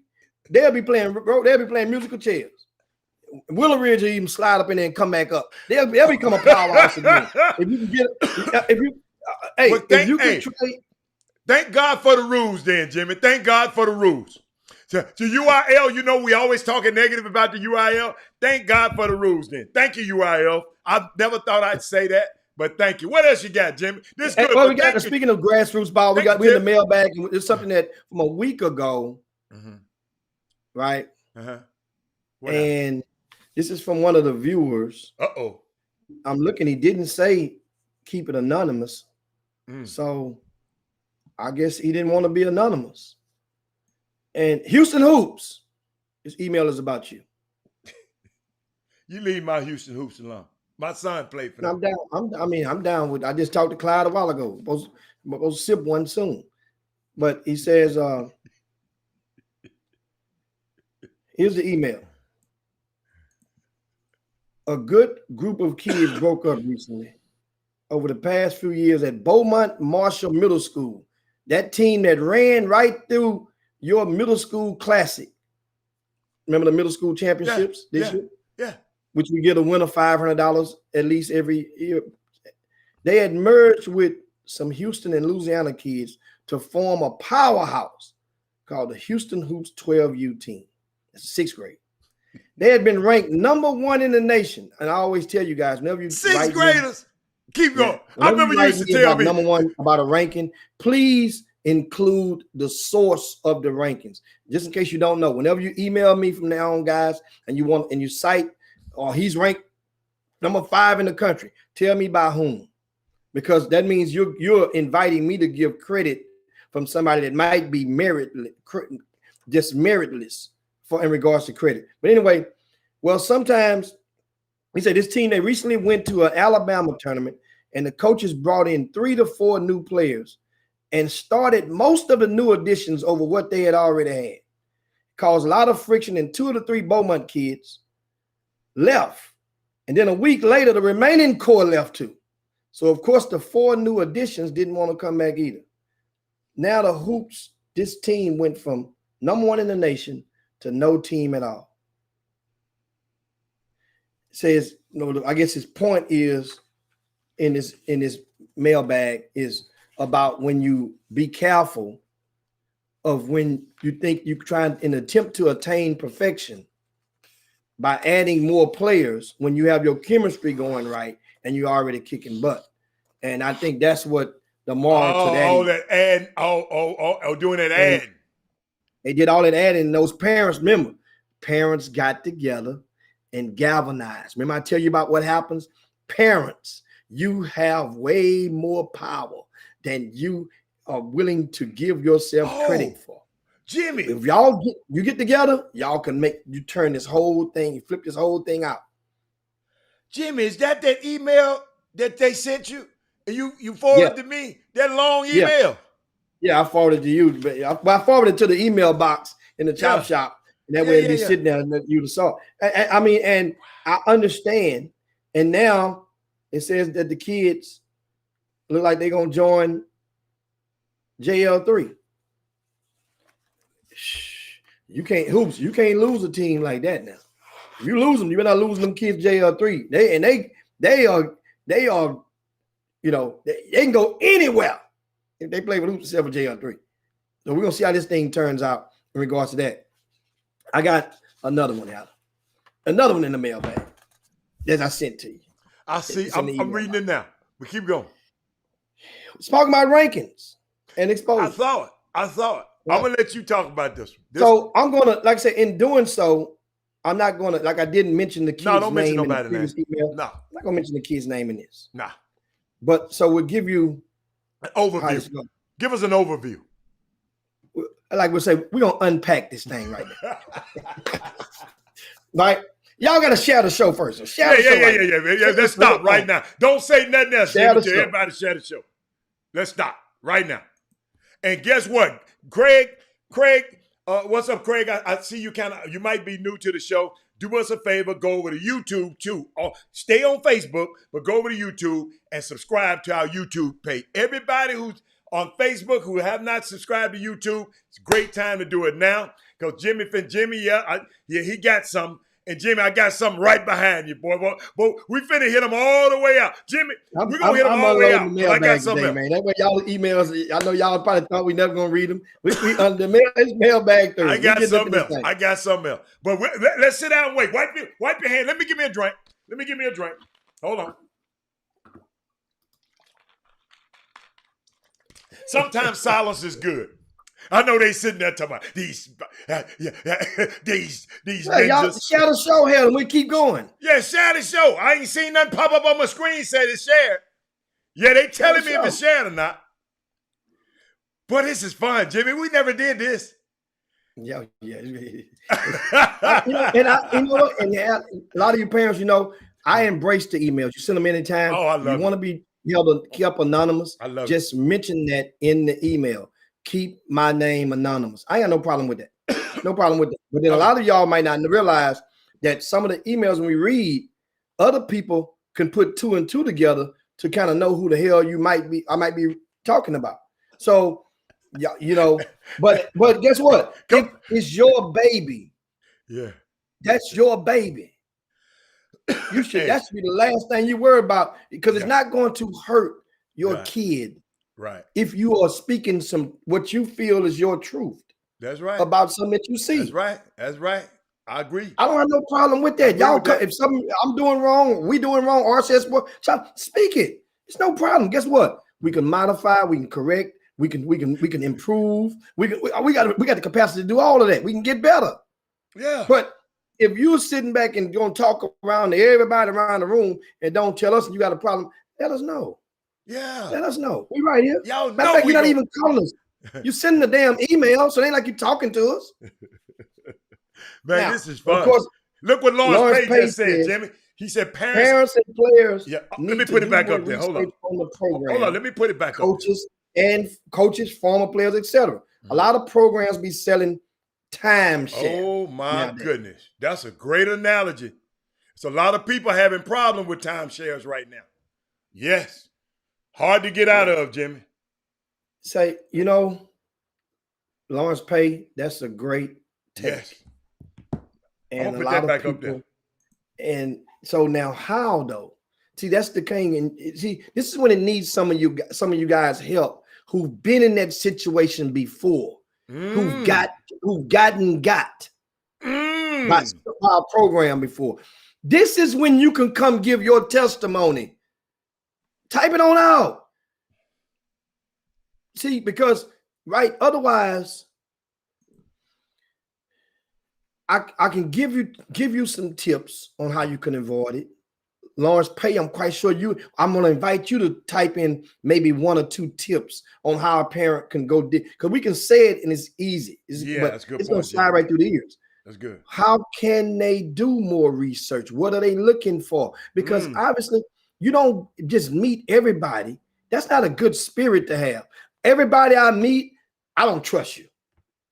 Everybody I meet, I shake your hands. I don't trust you. I don't like everybody. I mean, think about the type of spirit you have just inside of you. Everybody you meet, you say in your mind, I don't trust that dude. I don't trust that dude. I don't trust that dude. At some point in this thing, you're going to not necessarily trust, you have to believe. You got to believe somebody. Or subscribe is the more appropriate word to something that somebody's selling. You're going to choose the lesser of the evils of this stuff. So how do you do it? What do you do? And that's the question I'm asking you guys. All right, they done shared enough, Jimmy. Come on, give my people what they want. Now let's get this email. So because we got another stuff to talk about. We got transfer portal coming up. Oh yeah, and that topic as well. Okay. Now here's his email. He says, "I took this idea from the Chop Shop." I like him. I like him already. He said, "I think this certain player, I'm not gonna say his name, he's ranked in the top 40. Well, top 50. Okay, I like that. Houston. I like how you did that. And in his particular class, and he says this is way too low. Here's why. He scored, here it is. He scored 13 points, 7 rebounds, 3 assists against this one kid who's ranked in the top 50. 2 different other kids, top 50. Mind you, 13 points, 7 rebounds. He had 12.6 rebounds against another kid that was older that was in the top 50. Top 10. You had 12 points, 6 rebounds. Mm-hmm. You played against another kid who was in the top, 2 other kids in the top 20 on another team. You scored 7 points, 7 rebounds, and you lost to them. Mm-hmm. You also lost to another team with 1 player in the top 20, 1 player in the top 50. Yeah. You scored 13 points, 6 rebounds against them. And before that, they beat another team. Oh, they didn't have no top. Oh, yeah. What about the 17 points and 7 rebounds? Yeah, but that kid wasn't in the top 50. Oh, okay. Got you. My bad. Keep going. He wasn't in the top 50. I got your narrative. My bad. So then you lost a game against a team with 2 top 10 players, and you scored 14.6 rebounds against them. And I can go in this year. So he's saying that his top 50 ranking is way too low. And I'm looking on his hoop resume that he sent, according to this point totals. Here's my thing if you're watching right now, because you say you got it from the Chop Shop. So, I'm assuming you're watching right now. Mm-hmm. This email was sent this past week, right? Give me who he's playing against in the grassroots season. This is another season going on right now. So I'm going to invite you to send another email and do the same type of homework on the grassroots scene. Mhm. Because this doesn't move the needle. Your highest total against a ranked player was 17 points against a kid who's ranked in the 50s. Well, that means if you're in the top 50, you're supposed to score 17 against a kid who ranked below you.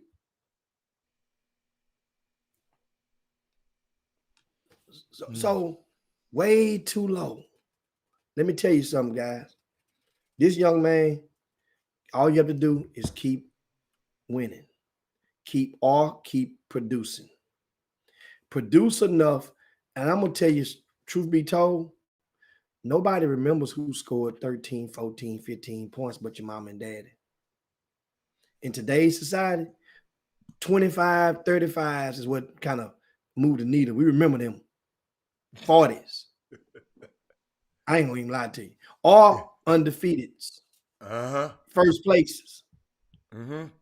Those are certain things that help get people to pay attention. Think about, remember Beaumont United? A lot of people in Houston hadn't even seen Beaumont United this past high school season. Yeah, me. I did. All of a sudden you looked up, they was 25-0. I mean, I never heard of Terrence Arsenault. That's right. We had Wesley Yates. We had acknowledged that he had went into a funk in the middle of the season. Yes. Had 3 or 4 games where he scored 6 points or less. But boy, they finally started to put it together.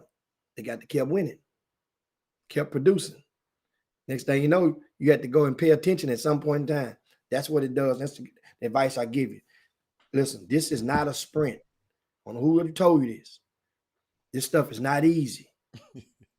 It's not easy. It's not. It's not easy. So just keep on pushing forward. And guess what? Keep putting your son in the position to have the opportunity for, as TD Jakes would say, for the breakthrough. Yeah. Get ready. and so that's hey, now we had the quarter. We almost a quarter till the top. You want to take a quick one? Are we good? We can go on through. It's up to you. No, it's up to you. Go through because I'm flashing them across the screen anyway. But Jimmy, I saw a couple of things. Go. Give me what you got. No. Yours might be good. Yours might be good. Give what you got. No, it was just unique. I saw a couple of tweets by John Lucas. He said to the state of basketball, to get the state of basketball back on the right track, we need less people chasing attention and credit and more people willing to accept responsibility and blame. Should I repeat that again? Say it again. To get the state of basketball, mamas and daddies, back on track, we need less people chasing attention and credit and more people willing to accept responsibility and blame. Then Courtney, Coach Courtney wrote, grassroots basketball is no longer a family event. Entry fees to watch your child now cost more than watching an NBA game. I saw those. I had those from last couple of days ago. I had to talk about those two things. I wish I could have put them on the screen so y'all could see them. Matter of fact, I'm gonna try in a minute. But Jimmy, those were the two mailboxes I had. Yeah. He said, well. Wow. I mean, I'm some of the comments and on in the Boom Boom Room, and you guys I mean, both tweets are pretty much right there in line. Yeah. It costs more to see a grassroots game nowadays at some places than it does to see an NBA game. Yeah, for a family. Yeah, for a family. And once again, they're still parents. You still have the power to control and solve that problem. I promise you do. Yeah. I said every week, I promise you. collect, but it takes at least 3 or more parents from the same organization. I mean, the same team. Takes at least 3. 4 would definitely move the needle. Now, depending on what those 3 are, those three are starters, done deal. 2 starters, 2 reserves, you still can move the needle. Still can move the needle. But it's up to you. And that is, especially if your team, your coach has not paid his entry fees to an upcoming tournament. Once again, we say this every week. Send an email to that tournament director. Ask them how much is the entry fee for the spectators. What's the minimum age to where you have to pay? What's the maximum age to where you have to pay? Is there any discounts for military, active military, or reserve? There's that. Do they have coaches pass? And guess what? They're going to say yes, no, maybe so. But if they don't respond to you at all, but they want your money, and if they don't respond to you at all, that's probably because your coach is already been paid. Because most of the time, we event operators, we gonna respond to you if you haven't paid. I'm telling I'm gonna bundle myself in the midst of the muddy waters of every event operator. So if you haven't paid, so if I haven't paid, you want to talk to me because you want to know why the hell I ain't paid. No, I'm gonna comply. I'm more likely to comply with all of your requests or demands. Mm-hmm. Because I need you to go on and pay. I got you. And that's game. I'm giving you the free game. That's how you're getting on the Chop Shop. And not to say you don't pay, but if the people that do pay, you can get a request easily for some people as well. Because of me, I operate vice versa. The people that don't pay, I'm gonna respond to you. But if you have a request about the tournament, you ain't paid yet, and there's another team that's compatible. That's the thing, compatible. And they have paid, they're gonna get their wish before you do. You're not gonna know it, but they are. Now, that's pretty much on that topic right there. We shout out to everybody out there. I love the comments. Give me another one. I'm looking for another one. Keep going. Now, what you got? I got one, and that is what I do is I save this last one for Monday. Because what I want to ask you guys to do, and I asked you last week, and I think many people didn't hear me because I only got two responses. And that is, can you guys let me know, for those of you who went out of town and flew, what were the expenses that was associated with your trip? I don't care, like I said, the names of meaning that how much did the rental cars cost in this city versus that city? I'm curious because there's a rental car shortage nationwide. So we want to know what the market was like for those rental cars. I know certain team, I think Clyde Jackson sent the video to me last night with his team, and they stayed in the Airbnb. A lot of teams are going that route. They had a 5-bedroom Airbnb. Well, 5-bedroom, you get 2 kids in each room, you get a whole team. You get, maybe 3, 2, it depends. I don't know how many. But that's the route a lot of teams are going and have been going. Remember, the Airbnb thing, that's what we call it now. Yeah, we used to just rent a spot. Yeah. Like in the old days, remember any of you guys ever been to Orlando, Florida? Yeah. With a team, with one of those little Junebug teams? That was the norm way back then.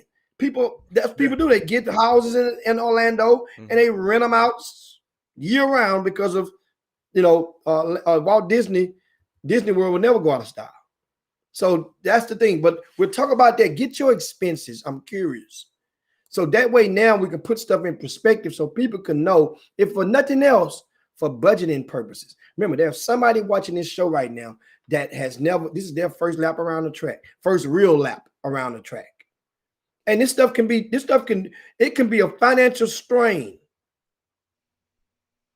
on a lot of people if they're not prepared for this stuff, especially then you add on all of the the crap that goes with it and the lies that go and the misleading and the fiction that surrounds this whole thing, selling up the dream. But anyway, let's talk about this transfer portal. Oh, that's right. The transfer portal, you guys go to rcssports.com, rcssports.com. You go to the website and you will see the updated list for the transfer portal with the updated list of Greater Houston-based players who are in the transfer portal. Hal, I want to share with you guys.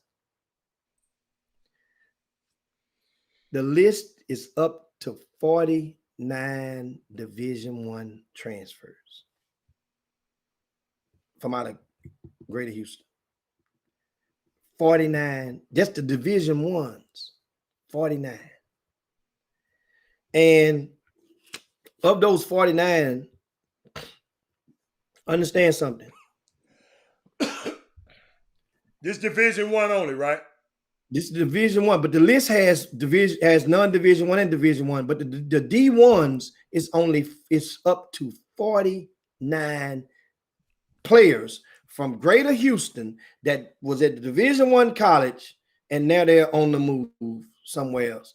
49 of those. Talk to me. Yeah. Most people, when they transfer, they're thinking that I'm going to either go to make a lateral move, meaning Power 5 to Power 5. I'm going to go to this level to this level. I make a lateral move, or I'm going to go up because I feel that I'm better than what I was a year ago. And that's okay. And so that means most people, when I talk with doing my studies, they feel that some of those same schools who were recruiting them, when they made obviously the error to go wherever they went, that those same schools will want you back they'll want you on the rebound. And this is where the rude awakening comes in. That, let me tell you something. It's very, very rare that you will find yourself in a situation that one of those same schools that recruited you, that same very schools that recruited you, talking about when it came down, one of those same schools who made your final list before you decided. Put it like that. Because certain schools can recruit you early on and you just ignore them. So that don't, but the schools that made your final 4, your final 6, your final 2, you're going to go back to the runners up, so to speak. And you think that they're going to welcome you with open arms. Rude awakening. Here's what I found, Adam. I went back to last year in the transfers from out of Greater Houston. I went in the archives of RCS Sports, and I found a list which was 30-something total. There's only 2 players from last year of all the transfers of the 30-something from out of Greater Houston. Only 2 of them transferred up to a higher budget program. That's the easy way to say it. To a program with a higher budget. One was DeAndre Williams, who went from Evansville to Memphis. And the other one was Abdul Alatishi. Remember Abdul Alatish? He went from West Side High School to Nicholls State, played at Nicholls State, balled out, and transferred to Oregon State. People was like, man, what the hell is he doing? And led them to the Elite 8. They played. I didn't even remember him because y'all tell me he played at West Side. I didn't even remember, but it was after Rob. They had changed. Remember, they didn't call him by his first name that we called him by. Mm-hmm. We call him Abdul Alatishi. They use some not Americans have. They got about 20 names. Yeah, I just didn't remember him anyway. About Matumbo, what I'm saying? They got so they didn't call him. They call him by his real name, I guess. Well, those are the only 2 last year. So then I fast forward to 2021, this year's class. Of the 49 Division I transfers, you know how many went up to a higher budgeted program? I thought you said 2. That was last year. Oh. That was last year. Oh, that was last year. Okay. Zach Nuttall is going from Sam Houston State to SMU. He's going to a higher budgeted program, right? Mm-hmm. Marcus Williams going from Wyoming to Texas A&M. Mm-hmm. He's going to a higher budgeted program. Okay. In a different conference. There's about maybe about 4 or 5 who are going to the same lateral conference. For example, Miller Kopp is going from Northwestern to Indiana. Well, that's the same conference, both of the Big Ten. So, but Indiana has a bigger basketball budget than Northwestern does. Right. So you can give it an asterisk if you want, but Yeah. you know, if you Pretty want. much. Yeah. Maxwell Evans going from Vanderbilt to TCU. Vanderbilt has money, but their basketball budget is it greater than TCU? I don't think so. I don't think so either. Yeah, it's an asterisk either way. So this transfer portal, I went and I looked at it today, and I was talking to a couple of college coaches. Yesterday, the NCAA had made it, I think, official on the transfer rule. You get transferred one time without penalty. However, if you read the fine print, they've basically abolished the grad transfer after this year. So that means the grad transfer, that means you go to school 4 years, unless you get it with under 4 years. Like you graduate, you can go to another school. You graduate in 4 years, go to another school. And you can go and play immediately. Well, you only get one time to transfer. So a lot of people had a lot of the transfers didn't really make sense. Some guys were going down just to get their numbers up, thinking that they was going to just graduate because they were seniors and going to graduate, and then they'll go somewhere else next year. That ain't happening. NCAA just cut that out before it even started because everybody gets this year back. So that means now, once again, let's say if a person is a senior, is a rising senior, but they're on course to graduate next year. So you're going to transfer to a smaller school this year. Get your numbers up. Get your numbers up, and then you graduate, and then you can go play it. You get your numbers up, then you go play at U of H the year after that. Well, you're not going to be able to do that. But that's what a lot of people always saw. Against the student athlete. Every rule is against the student athlete. Think about all the rules, and guess what? That the Board of Governors had to sign off on that. But every rule is against the athlete. They ain't got no rules against the coaches. They got no rules against it's the Division I athletes in basketball. I'm just watching it. What's wrong with that? Him going down and get his you said it, going down to get his numbers up, then he won't transfer again. So what? Oh, Doug said it. NFL, the NWC is full of SHIT. Wow, man. Well, understand they already have created the pandemic has already created a backlog, a traffic jam. And this is one of the ways that they can release some of that. Because if the seniors can come back again, the ones that graduate, the graduate transfers, then it's going to push it down even more from correcting itself. And so now, and it's going to save the schools some money. Don't get it twisted. It's a money move. Okay. This is a money move. It costs them for those to occupy those seats in the classroom. It's just me. All the rules are being enforced or being put in place to correct the behavior and the mobility of the unpaid labor.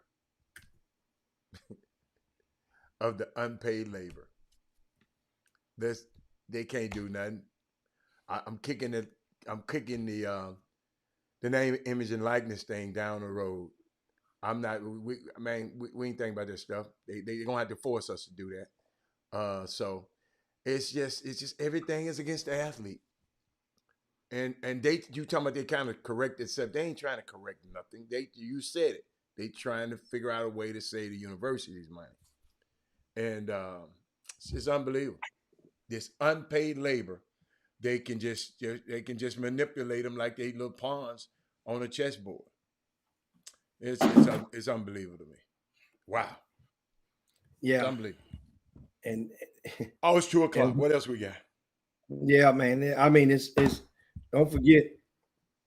Once again, you guys can study this stuff for yourself. Go look it up and study it for yourself.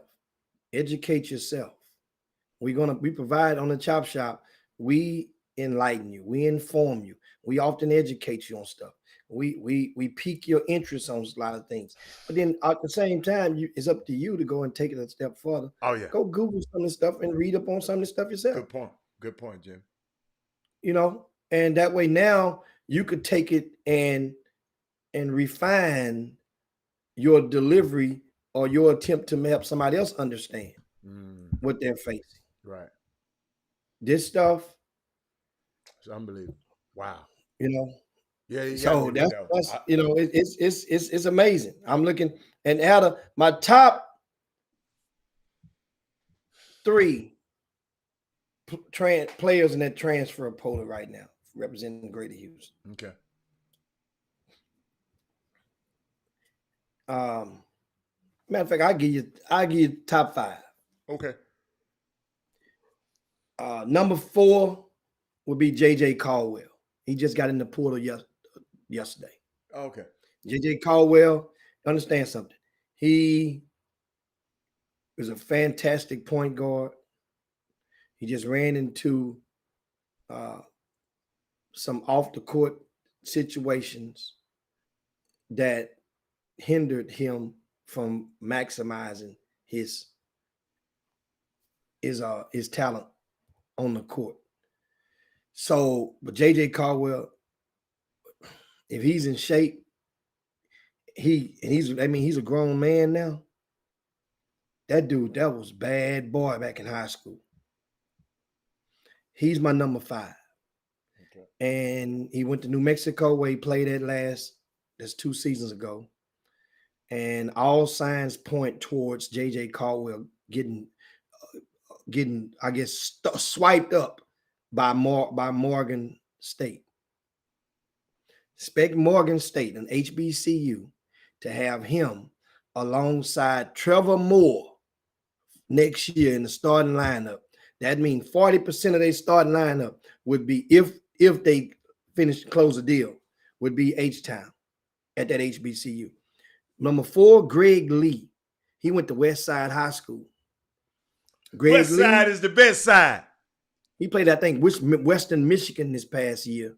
He averaged about 13 a game. I like him. About 7 rebounds a game. Yeah. Greg Lee, he's about 6'8". He's a high commodity right now. You know, he's kind of like in that mold right now of DeAndre Williams right now.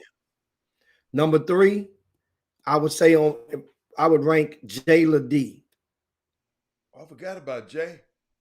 I would say Jayla D is my 3rd on my top 5 of in the transfer available. How many universities this would be for him? The 3rd? To be the 3rd. Okay. Ohio State, TCU. Now we're going to see what's next. The thing is, see, Jayla D is in this situation, might fall into the same situation. Jayla D probably was thinking, if you go to a certain school, it don't matter this year. You can graduate, then you go to another school the following year and maybe get your numbers up. I'm not saying I definitely wasn't talking about him. I just thought about it just now. Right. That would be because I'm wondering why would it, otherwise he announced he's transferring like a month ago. So there's no other explanation as to why would he still be available or undecided. So Jayla D will be my number 3. Number 2 on this list would be Jacob Young. I forgot about Jake. Jacob Young is at Rutgers. He went to University of Texas at first. And why you leave Rutgers? Remember, it was a time when I guess his minutes, the coach had fell out of favor with Jacob. Okay. But Jacob ended up playing his way back in. You get opportunity to eliminate the excuses. But I just think that, he ran his course. He got, he went there at Rutgers, stayed there for 2 years.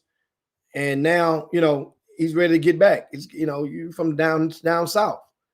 So it was an early rumor that Jacob Young might have been going to Texas Tech. That was before Chris Beard left and went to UT.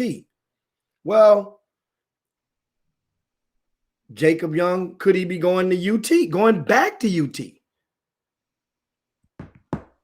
just depend on the how bad or what was said or done before you left. That's why you be careful, because you may have to go back and cross that same bridge. But Chris Beard, and mind you, UT. Jacob is in the draft. He went in the draft as well. Jacob and my number one is Xavier Wheeler. Xavier Wheeler is my number one available. His name, he's put his name in the draft as well and in the portal. But all signs point to Xavier not going back to Georgia. Just like all signs point to Jacob Young not going back to Rutgers. They're going to go and get some intel, and Jacob could stay. He could very well stay in there. If he doesn't see you got to realize his brother plays overseas. Worst case scenario, they'll take an aggressive guard. And Joseph Young is a star over in China where he's playing at. He's a star. 2 All-Stars in a row, led the league in scoring. So therefore, why would you not? It's kind of like the Greek freak and his little brother. Why not take a chance on one of them? So Jacob will get an opportunity as if he chose to do it or not. And Xavier Wheeler, he's my number one player. Number one that's available. And so Xavier is he can go. People will make room for him. However, remember we talked about his deficiencies, turnovers, that 3-point percentage. But people sometimes, guess what? If you're looking at it like that, you say, man, hey, guess what? That's what the shooting machine for. That's what the shooting machine. Show what the shooting gun for. He improve that. But we'll see. Once again, guys, you can check. And Doug Jones says Courtney Ramey is coming back. No, that was I think that's what Stacy said. Oh, I'm sorry, that was Stacy said. Ramey coming back. Yeah. Walter Yates says Xavier to U of H. I don't know. U of H got room? But you can make room for certain players. You can make room. You can make room, Howard. Come on, I now. see. It's what that 1,475 people in the thing telling me that you can make room. Yeah, 14. You can make room. Yeah. Especially with today's kid, you get them the cold shoulder for 2 weeks, they're gonna leave. You make room. Make room. But once again, U of H. All I know is we talked about this. We mentioned the U of H. We talked that around when it first happened. Yeah, we talked on the Chop Shop. We talked all about it and broke it all the way down for you guys about the possibility about U of H as an option. Remember, they recruited Xavier. Yeah. But at the same time, University of Houston, they got the guard coming from Texas Tech. They got Tremont. They got Sasser. Would Xavier want to go somewhere where his role would be decreased like that automatically? Yeah. Which in some programs might be good. Somewhere good. If you go somewhere good, they're gonna have good guys anywhere, Jimmy. If you want, that's the game. If you're trying to go to the league, he put in Jimmy. Any team he go to in the league, he ain't gonna start. In the G League, he ain't gonna start. I'm just telling you, dude. It's just the higher the levels, man. It's just, If you going to some in this game of basketball, if you going to some great team, you going to Texas, you gonna have your role going. You can't do all this shit you was doing at Georgia. I mean, I'm just telling you. I'm just telling you, Doc. So guess what? Get in where you fit in and compete. Compete. Who you like? Where you want to compete at? In Austin or in Houston? Let's make it happen. You're close to the family. Make it happen. But guess what, Ramey? Yeah. You got to you got to deal with some dudes. So, hey, good job, man. Got to Good deal job, with Jimmy. it. Anyway, Great guys, it's about that time. And once again, I hope we helped Baylor Tiffany. held- I hope we helped Tiffany today. I think we did. No. I think we did. What else you and I have? think that if you missed it, Baylor just got a transfer. Yeah, from Arizona. Yeah. Yeah. Yeah. And so people say, well, what that mean? Well, we gonna see. We'll see. We gonna see. What Hey, that, we what got- that guess means what? for LJ Hey, Rose. We're Jimmy. about to see. Jimmy, we they lose have- two badass guards. We need some help. You know, Yeah. if you lose two, you need to replace them with something. Well, I understand. They had Langston Love coming in, and you have the young fella from up at Sunrise Christian coming. So He big guy. The kid is something. he's a wing. He's Yeah. a wing. But no, I mean, it's go Jimmy. That's what Baylor's about. Somebody go get their head tore off. That's all good. I love it.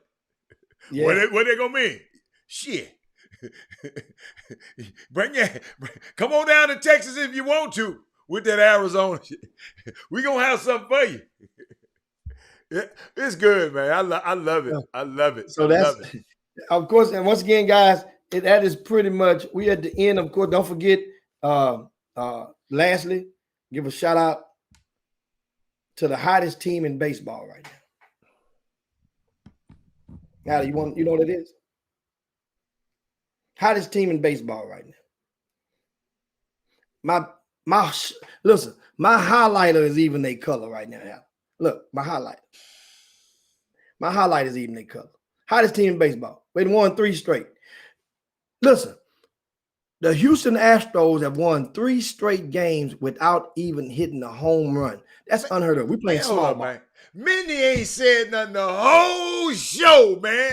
And That's my soon girl as right you there. said That's my that, girl. look at her. She ain't said nothing the whole show. Dale Griggs, that's why I put my head down, man. Unbelievable. You ain't said nothing about them dudes all year, but about the man got the toothpick in his mouth. I mean, and now, Yeah. But Jimmy, you know who my favorite player is in the whole league? Fernando Tatis. That's my dude. Hey. Oh. Hey, man. Tatis did well. You see a series last weekend with the Dodgers. They took 3 out of 4. Tatis has inserted a lot of energy. Remember, Dominicans and guys and players from international from those islands have long had a different level of aggression with baseball. Americans playing violins, they're playing drums, and you see guys like Tatis, he lets it out, he mimicking the pitcher, and all this type of stuff. No, Jimmy. You know the pitcher talking about he had one eye closed when he was pitching against them in the in spring training. And when he hit that home run off, he looked at him like, you still got your eye closed because I just knocked that thing out the park, player. Close your eyes again. You smart ass. Tatis is definitely an MVP candidate early on. A lot of baseball you have to play. Don't forget about Ronald Acuna from Atlanta. He's been getting it in as well. I don't Acuna like Bryce getting Harper. it in. Many times I don't like Bryce Harper. I like Tatis and Acuna. I don't like no Bryce Harper. Bryce Harper is boring. Yeah. But Jimmy, hold up. Tatis' daddy hit 2 home runs, Jimmy, off the Dodgers back a few years ago, and his son come back and did the same thing in the same series. So he had 2 grand slams that day. The dad did. Dad hit 2 grand slams. Yeah, you're right. You're right. 22 home runs. Dad had 2 grand slams. That day. Yeah, So you're right. that's I love it. Hey, Jimmy, you tell me I don't like baseball. I like Rod Tatis. Wilson, who would you take? Rod Wilson, who would you take? You take Tatis, Acuna. Tatis. Oh, that's you. He talking about you. He already know I'm Tatis. Tatis. He just cool, Jimmy. I like the Braves. I mean, hope Jimmy, he like the Matrix. They tried to hit him with a ball one time. Hey man, Acuna. Oh. Acuna bad too now. He my number two. He my number two. He my number two. Oh, Bryce Harper got hit in the face with the ball. I'm sorry, man. Yeah. He got hit in the face. I'm sorry, man. He walked off on his own wheel last night. I don't know what the concussion. Have you ever got hit with a ball, Jimmy? Absolutely. You ain't no baseball player if you got hit with the ball. In the head? Yeah. But you got a helmet on. Oh, that's why you. That's why. Okay, now I see why you. Yeah, you're a little different. But the face is a different thing. I see why you're a little different now. Okay, the face is a whole different thing. Well, and you got to realize in major leagues, Hatter, you have a trust of the pitcher greater than you do at the amateur level. Because if a pitcher hits a player, most part, you could tell when it's an accident. You could tell when it's on purpose. Okay. You could tell. If you're at the game, people on the field can tell because certain guys are known marksmen.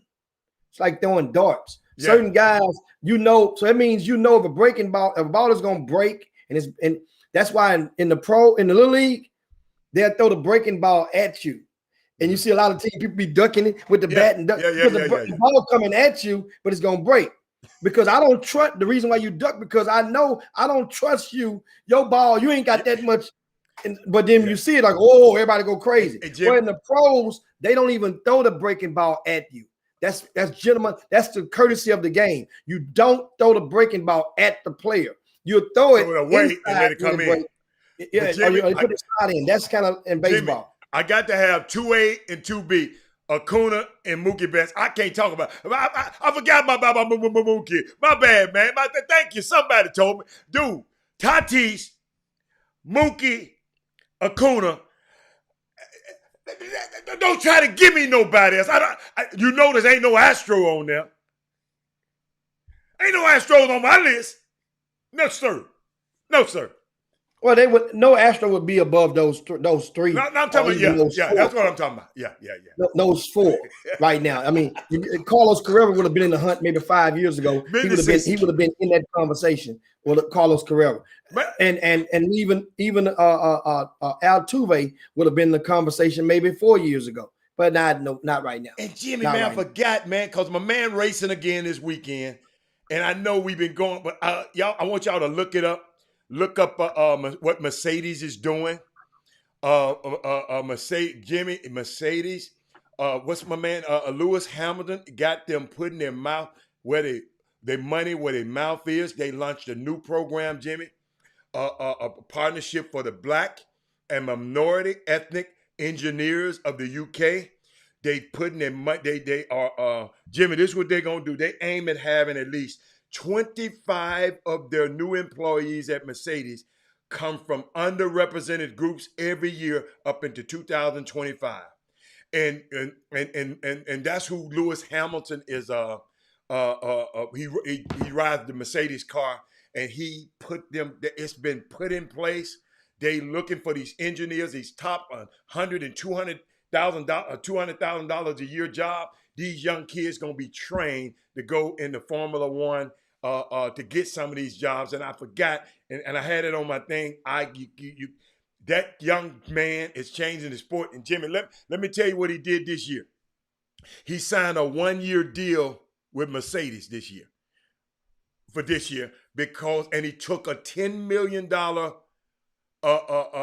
hit, because he usually get $40 million a year. He got $30 million a year because of the COVID, and he didn't want them to lay nobody else off.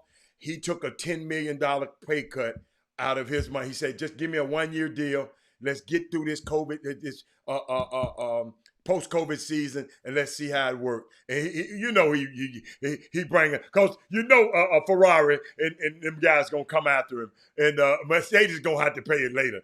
But shout out to Mercedes, man. They in Portugal this weekend, Jimmy. They had to add another They had at an event because Canada said, no, y'all can't come up here. Canada ain't playing about that COVID player. Canada said, y'all can't come up here. So guess what? They're going to add another one in Turkey, and I hope I can be able to fly out by that time and try to get to Turkey. But I just wanted to share that with y'all today. Lewis Hamilton in the building. And it's going to be that time, guys. We're going to slide up out of here, man. Thanks so much for joining the Chop Shop today. So much, guys.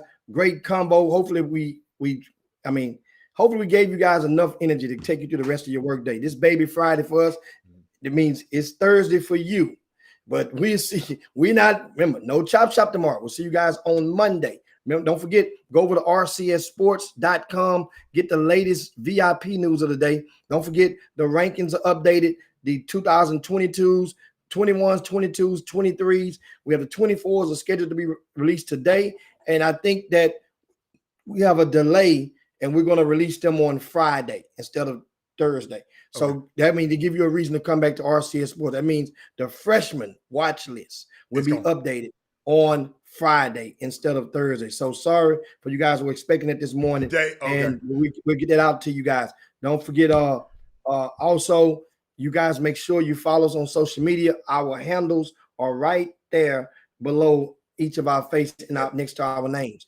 Follow me on Twitter. That's Hatter's right there at Robert Hatter. Follows. Let us know what's going on. And if you're in the gym this weekend, make sure you send us some pictures, send us some video. If you see a PGW, if you see a referee going wild, you see anything, send it to us so we can have some more content that can start next week off with a bang. Don't y'all have an event this weekend? JRB? It ain't this weekend? Oh no, it's next week. This weekend is Brian Jolivet's event. Okay. Event, Houston Live is this weekend. The next JRB event is not until May the 14th through the 16th. May the 14th through the 16th is the summer showcase.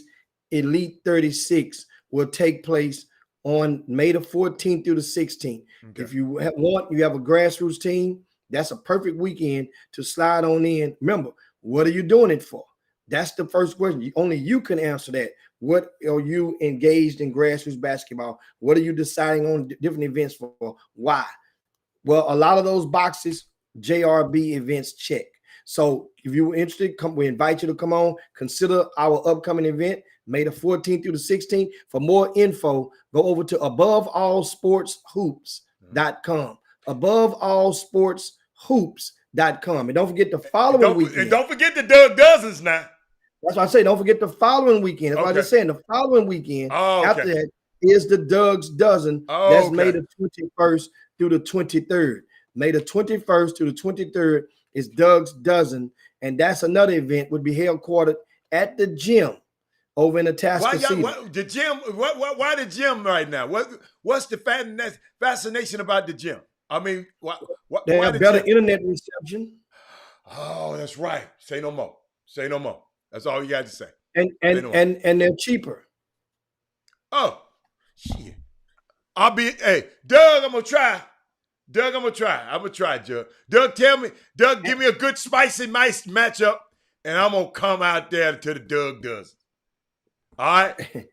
My immune system will be perfect because I'm eating all this fresh. Hey, I'm eating all these fresh vegetables and turmeric out of Karina's garden, Jimmy. But get us out of here, Jimmy.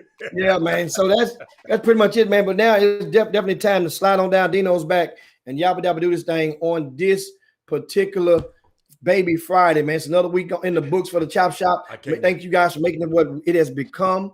Make sure you spread the word over the weekend. Guess what? You'll be surprised. It's a small world. People out there know about the Chop Shop. We just got to encourage them to come on and stay and be able to share the show and be able to engage more. We love it when we see new names come on the timeline. Oh, I it's love cool.